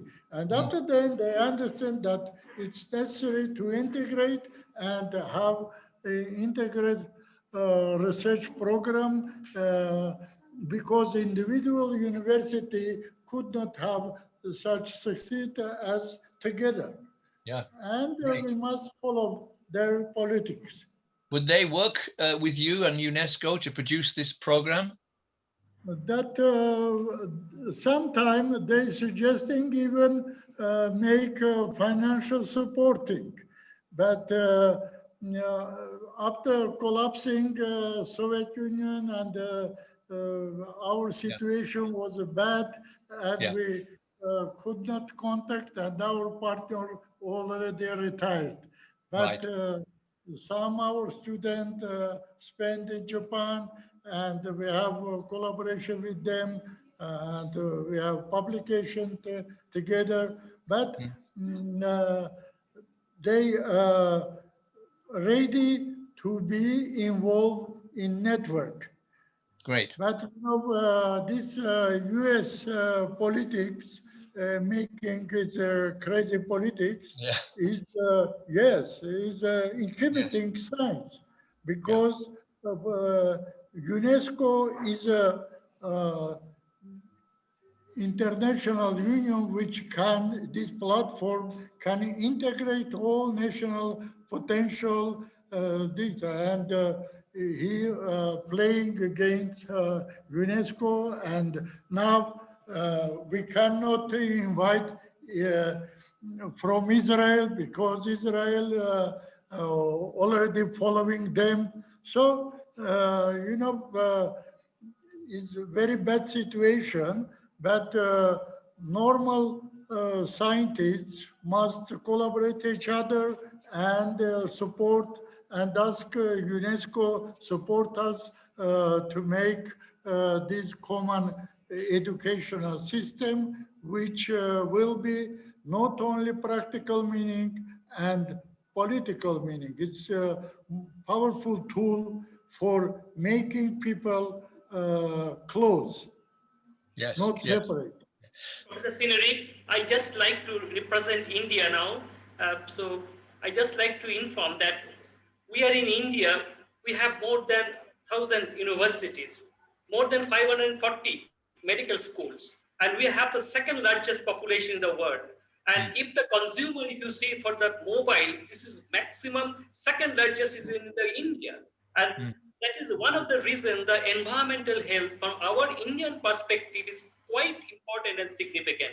But very unfortunately, India is a country where no society and no apex body for environmental health as such exists. We have the medical bodies, medical apex bodies to regulate and control. We have the health department, but which is not directly connected to the environmental health, where the consumers of the 5G, if you, what Professor David Gee and David Carpenter and Professor Sinerik has explained, Dr. Hamid. So this whole theory actually applicable to India as the most largest consumer with a democratic setup.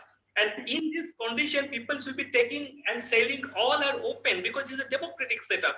And people should be suffering where there are apex bodies are not yet existing. But currently, I'm very proud to say that recent government of India has made the medical and all curriculum engineering make a assemble. There is a cohesiveness they have been added. First time in the history of 75 years independence. This make the people, earlier the medical school, I'm a professor of a medical school. In medical school concerned with the health, with the patients mainly concerned. Society and others are less priority except one community medicine department. But thing is that to know India or the country big population or humanity as such, the mankind, what WE promotes in planetary citizens. So in this condition, definitely I feel that environmental factor where maximum can be malpractice and misused or abused, those countries should come up together. I'm very thankful to the government currently make the syllabus in such a way a medical student now allowed to study sociology, which UK, Dr. David Gee knows very well, and I also know as my postdoc and my teaching in the UK. So this is a very common in the UK, but we are not having. So this focus has been removed. Now student of medicine can take an environmental health subject. So I think that the right time that environmental health, when Professor Sinerik Adipatian trusted me to make me as a dean. So in this condition, I think that we have a lot of scope with the more than 1,000 universities to connect globally with the academics. And definitely the most important biodiversity in India, where we have an ocean to the Himalayan range. And I think that we have the thousands of tribes and we have the minimum 30 languages recognized by the government of India to speak. So such a condition, environmental health and environmental factor is really important. And the pollution concern, which is the theme of this seminar, this 2 days successful seminar, stalwarts who have told, and this theme has been prepared by Professor Sinerik Adipatian, and it's just the moment and need of the hour. And where the maximum consumption will be in a country, and this country must be aware of that, and our government is actually supporting this, is going for the knowledge expansion. Most important part is the knowledge and literacy. In Indian concern, it is not like in UK or it is even the other Russian, European countries. Our education is little lesser side with a huge population. So awareness should come in the basic level. I think that University of India, university must work in a grassroots level to convey the message of environmental hazards, minimum understanding with the knowledge, with the post-graduation, undergraduate courses, doctoral curriculum should be more added, the thesis and synopsis, which should be based on environmental health related to the medical or non-medical, both the side can be conjugated. And another thing I just want to add, that SAARC or the South Asian countries, Nepal, Bhutan, Mali, Sri Lanka, Pakistan, all are having the same ecological system and population density almost same as compared to India. And culture, race, food, all the things are same. Biodiversity also same. So environmental health expansion, we have, UNESCO has not yet entered into the domain of Sri Lanka, Nepal, Maldives. And I personally, for that reason, invited Professor Sharon Fernando, the professor of Colombo. So who, there are a link to have the diverse, and they have shown the interest. Nepal, Bhutan, they are showing the interest to join with the UNESCO network for education, research, and other curriculum. I think it is a job and a responsibility of us along with specifically the developed country like US, UK, and the top countries must support our all the networking expansion towards the South Asian zone first. Because extreme Asia, South Pacific Asia, Japan, Korea are highly developed. China is independent and financially extremely strong. The support required for the UNESCO mainly in India as well as the Sri Lanka, Bhutan, Nepal, Maldives, Pakistan. I believe that as a representative of the UNESCO UNITWIN in this part of the globe, I must definitely be the ambassador of those countries to UNESCO with the support of Professor Sinurik Airipetian and all the stalwarts of UNESCO. Thank you. And second suggestion, I think that we have Sorry, Professor Airipetian, can I say something? In fact, Professor G was very right. There are several examples of institutions and scientists working in silos, apart from the policymakers, business incubators. And this is why in Armenia we put together this program for postgraduate, which is called Innovation and Technology Management. If we can teach our scientists technology management, no one is expecting every scientist to become a business person. And in fact, a lot of scientists have told me, we don't want to become a business.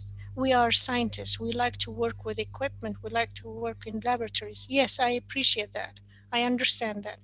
However, they need to know the policies, local government laws, as well as international laws in terms of business, impact of their work on the economy of their country and the economy of the world.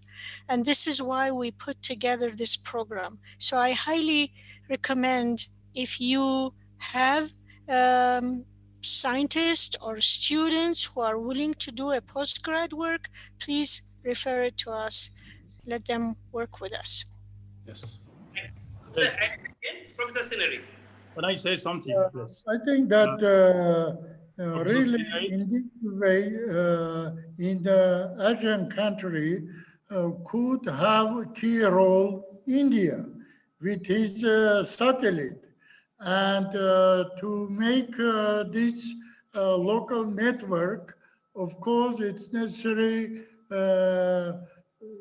to have representative network in India. For this, I would like suggest, behalf of our round discussion, to suggest Central Office UNESCO establish a UNESCO chair in Boulder University on environmental health control. And behalf of our round discussion, please we will prepare memorandum on which we will say two suggestions. First suggestion is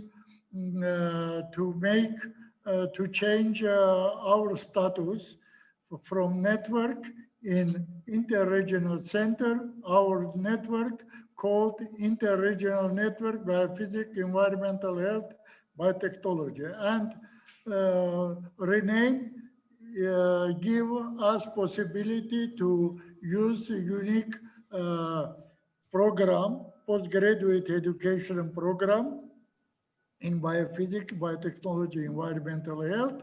And second suggestion, to make official UNESCO chair life sciences, environmental science, which will be coordinate activity not only Indian and Indian satellite countries also official. So it's very important to make our activity productive in this Asian region. Thank you, Professor Because, Sineri. for example, Ukraine, we have two chair which working with us. It cryobiology and neuroscience. And Iran, we have diabetic UNESCO chair in diabetes, heading by Musavi, Professor Musavi, leading scientist. And in India, we must our representative as a UNESCO chair in controlling, in regulation, integration, Indian scientists, research and postgraduate education, and satellite countries, Nepal, Bangladesh, and so on. Thank you, Professor. Thank you, Professor Sineri, for having a proposal for BL University as the UNESCO chair for environmental health. We are really thankful that it is great, and from your side, we are really honored for that once. Yes. I think that now we have to cut short and reduce, because it is the 1 hour we have already discussed. And yeah, I think that it is the time of us to conclude. And 2 days long journey of the seminar under the UNESCO Chair Life Sciences, Biophysics, Biotechnology and Environmental Health. We have conducted 2 days UNESCO UNITWIN Network Conference with a great theme, and which has been appreciated, applauded by most of the delegates and participants. They have written it in the chat box, and we know very well. And we are I request Professor Hamid, he wants to speak something. Oh, yes, Professor Hamid, please, please. Sorry, I appreciate what David was said, that the radical scientists can promote the matter globally, and they can be the driving force for the young students with the ambition to work as the labor or possibly workforce to do the job. So I propose that we define the driving forces for this proposal. And for that, we cannot rely on different organizations who haven't got enough money, like UNESCO or Health World, WHO or others. Let's think of the governmental health organization who want to reduce the cost of their health budgets. So the driving force, one of them can be that. The second one can be the insurance companies who want to pay less for the whatever that is caused by the environmental pollution.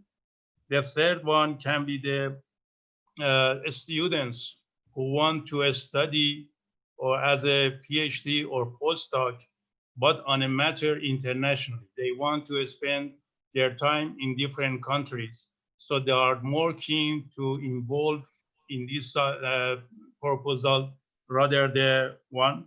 Then the universities who want to increase their rank in Shanghai ranking universities. One of the aspects is that the university involves in international projects. So we can persuade the chancellor of universities that by participation in this matter, they can increase the rank of their own universities. So I am just suggesting, and I think about it, and I think if we can get enough very strong driving force for the matter, so that they can form a win-win protocol, so that everybody is winner at the end of the day, and they already have the budget to invest in that protocol, or that win actually, they earn something out of this, then it can be guaranteed. So I propose to write different driving force that every one of us can think about it, to justify it, and to see the feasibility of the network. Possibly what that Professor Signerik was saying, that the network wasn't active enough or wasn't successful enough, but because the feasibility hasn't seen properly. So if we can find the driving force and we can justify it, and we can see the feasibility of it, then the subject and the protocol can go on its own without that much forces needed afterwards. Thank you.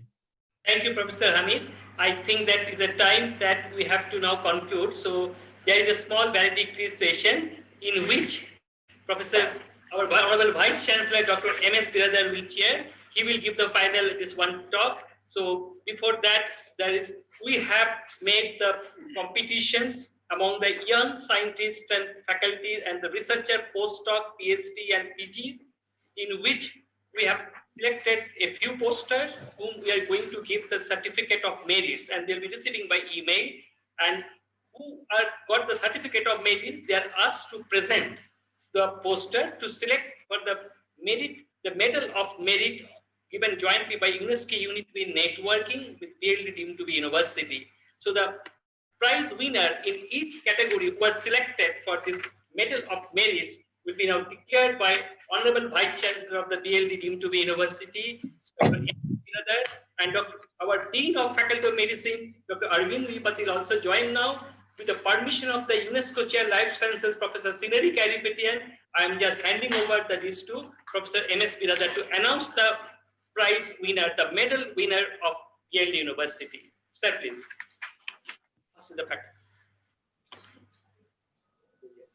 I am pleased to announce the prize winners for the e-poster presentations of 2 days presentations under UNESCO UNITWIN program. Faculty category, Dr. Aruna Biradar from India. Post-graduation category, Om Prakash Yadav from Canada. PDF category, Dr. Satyajit Tripathi, South Africa. PhD category, Prerana Biswas, India. ODR, Armenia. Dara Eleshi,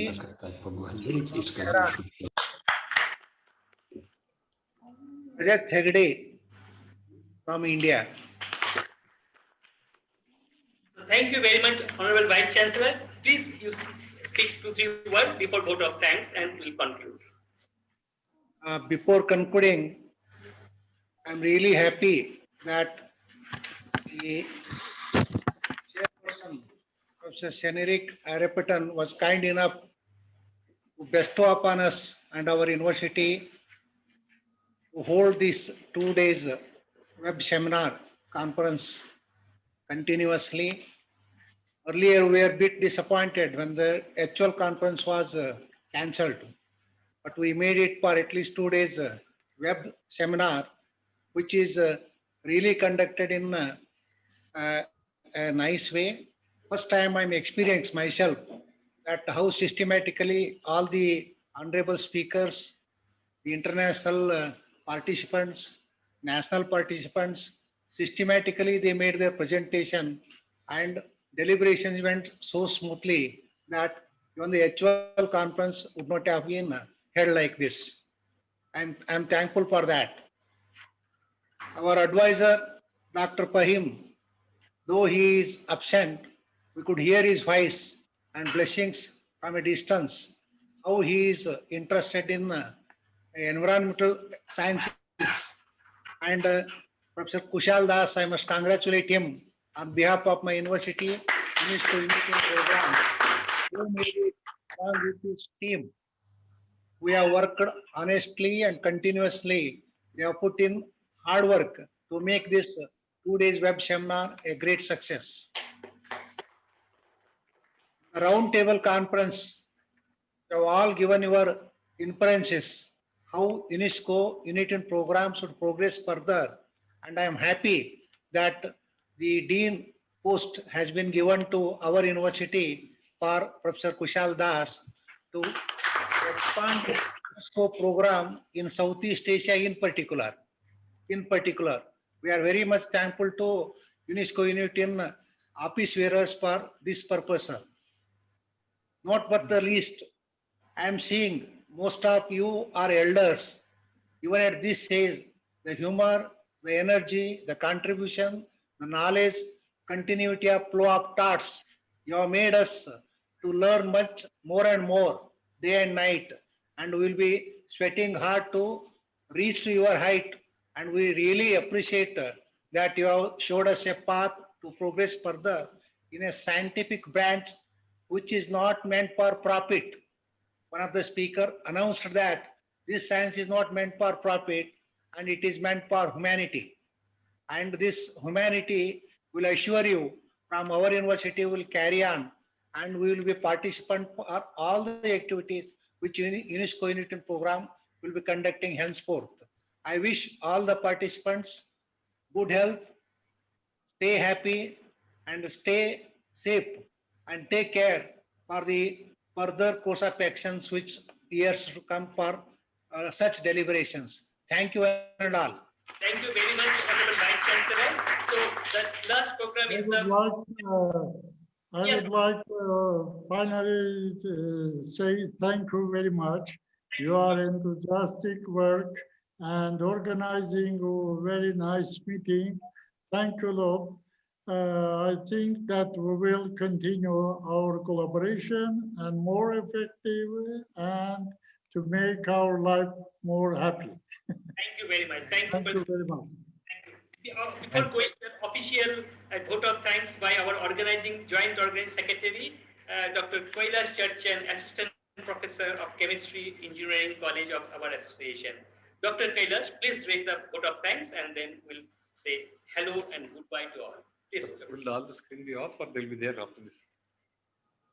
Yes. If it's there, we would have small from the university gesture for having organized such a wonderful, it's an honor for us. 1 minute. Just 1 minute, our Dean of Faculty has said that he wants to do something. Yes. Sir, we have honor of being hosting this good webinar. Just it was because of led by Henrik Pipetten and the rest of the world scientists. It was a great moment for all of us. And today in our own media, we have seen a lot of the effects of what you people have given to a common man. It has been reached. All our newspapers carry the messages for all the great scientists of the world. And that has been reached. The purpose of this webinar has reached to a common man. And now we have a small gesture. I will not take more than 2 minutes, sir. This program was organized very well, led by our Dean of UNESCO Life Sciences, Dr. Das. It was a pride moment, and our Chancellor still today, after the hearing from last 15 days, still is not able to control himself, and all the time he'll be telling about Das sir, Das sir, Das sir. So this is a proud moment for the organization, being from our own faculty member. And a small token of appreciation from the university side to all the people who made this successful. So I first would like to felicitate, request our Vice Chancellor to felicitate Dr. Das sir. It's my pleasure.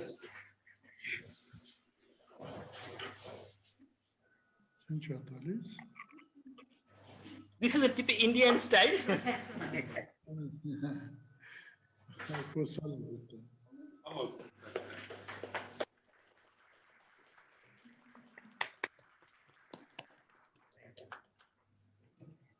Thank you very much. Thank you. Thank you. Then we have Dr. Sumangala, President HOD of this thing in the absence of Lata, but she could do it and bring the team together, and we are proud of her. And I request our Vice Chancellor to felicitate Dr. Sumangala.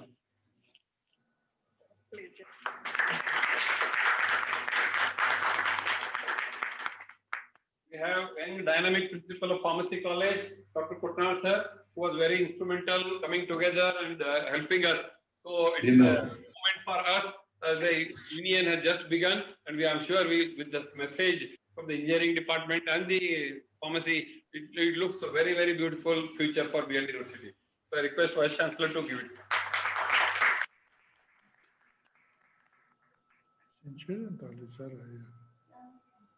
So one of Kailash Churchan, young scientist, made a short period of time he has made. His family is very famous in Bijapur. Now he's made in engineering college also. So we are proud of you, sir. We look forward for longer association with the engineering college and with you. Thank you for request, sir, to do this.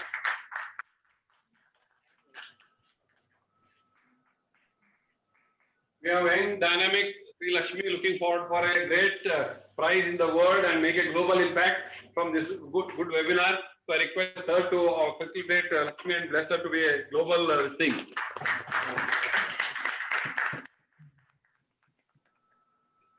Then, the part of the system, Dr. Akram Nayakwadi sir and his team members could contribute. So I request Madam Sir to give it to Dr. Akram Nayakwadi.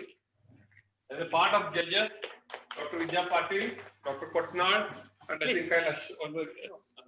So Sumangal has got. Now I request Vijay Patil Madam to come forward, Professor and HOD of Anesthesia.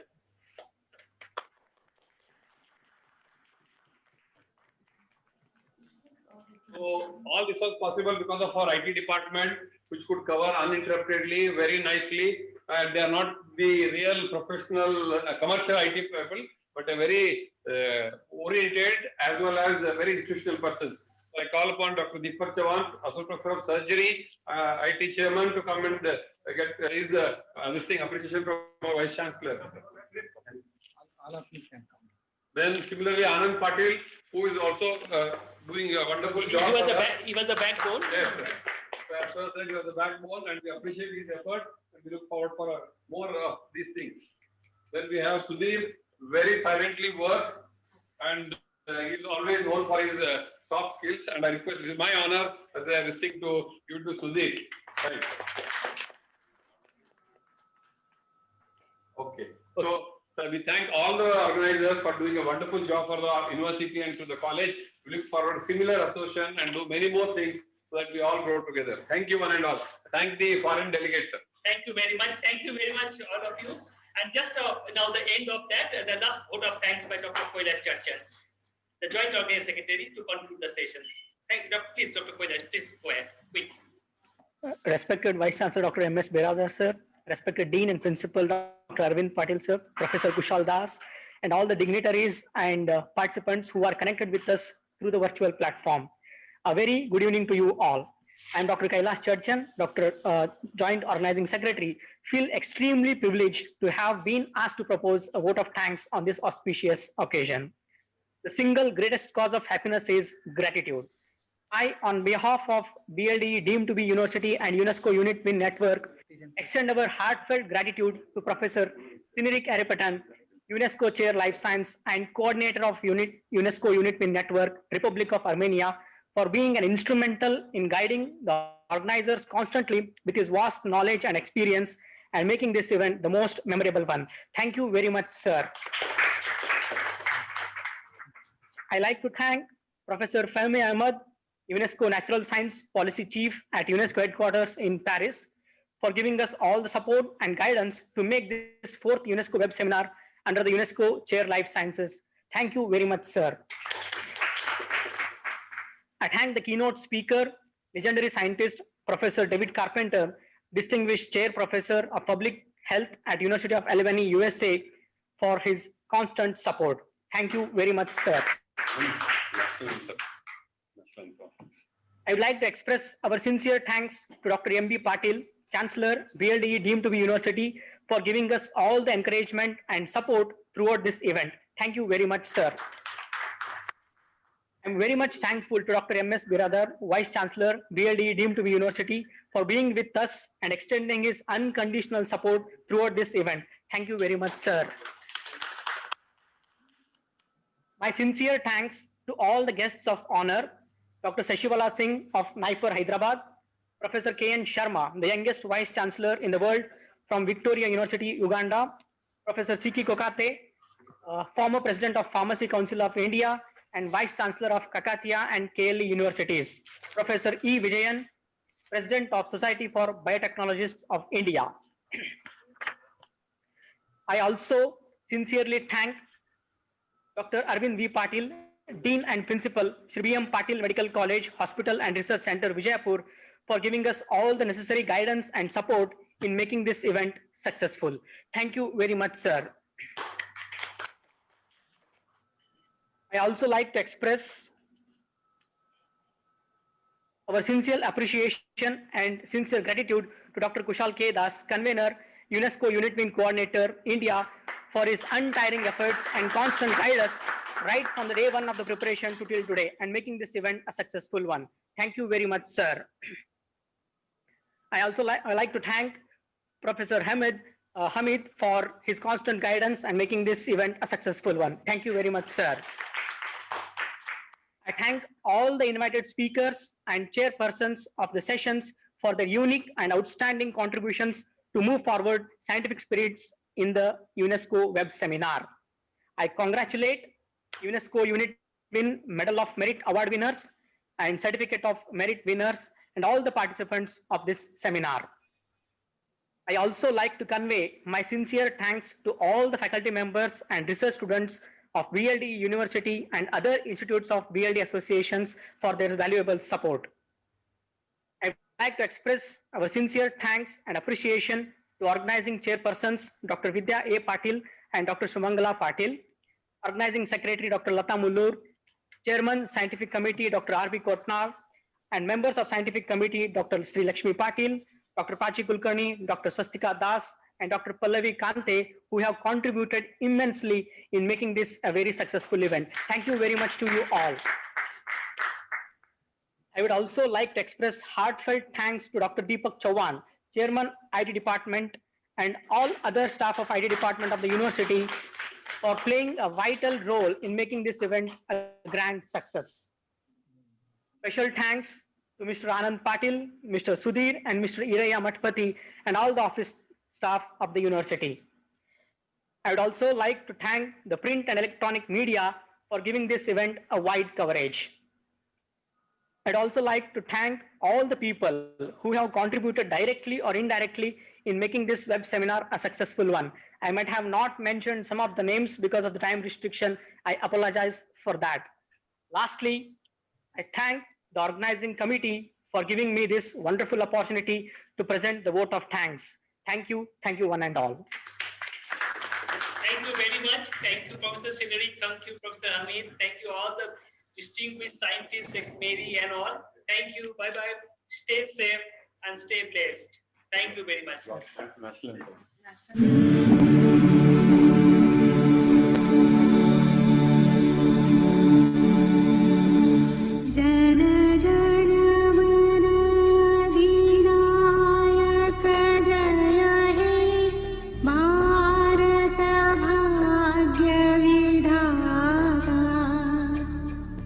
Punjab Sindh Gujarat Maratha Dravida Utkal बंग विंध्य हिमाचल यमुना गंगा उच्छल जलधि तरंगा तव शुभ नामे जागे तव शुभ आशीष माये गाहे तव जय गाथा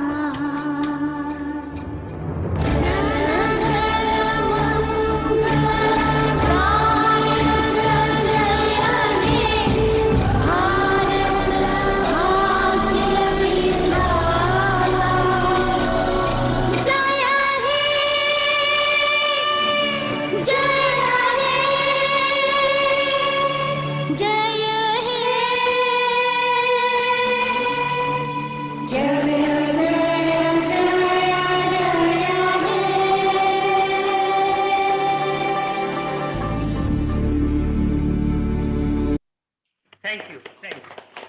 Thank you.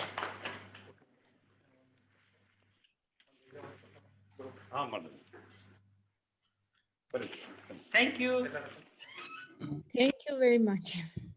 Thank you very much, Professor Kosal. This was even greater than the conferences that normally I personally participated. I learned much more. I have never learned from the posters as much as I learned from here, from the poster sessions here. And I was never so concentrated in the talks as much as I did here. I think this manner, possibly at the time of after Corona, will be continued because the people around the globe all could participate, no matter what their stage or what their position or their regional place. They could concentrate very much on the screen and they would learn a lot. Thank you very much indeed. And I'm glad to see that the recording of all the sessions are on the YouTube and always is available from now on. Thanks very much and well done. Special thanks to Naira. I have a special thanks to Naira because Naira played the role of exactly what UNESCO wants. She was the messenger, cultural messenger, scientific messenger between Professor Ivy Petian's great laboratory with Professor Das laboratory. Two universities connected to Naira. So thank you, Naira. Stay blessed. Thank you, Professor. It's my pleasure. Thank you. Bye-bye. See you. Okay, Bye. bye. See you. Bye. Thank you, Professor Sineric. Thank you. Bye. Bye, everybody. I stay in contact. Bye. Thank you. Okay.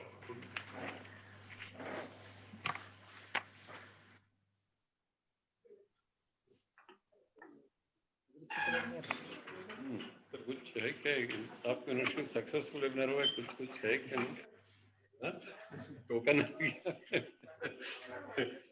Thank you, Dr. Arvind. Yeah, why, sir? No, sir, you deserve that. You have made university proud. Not only me, also.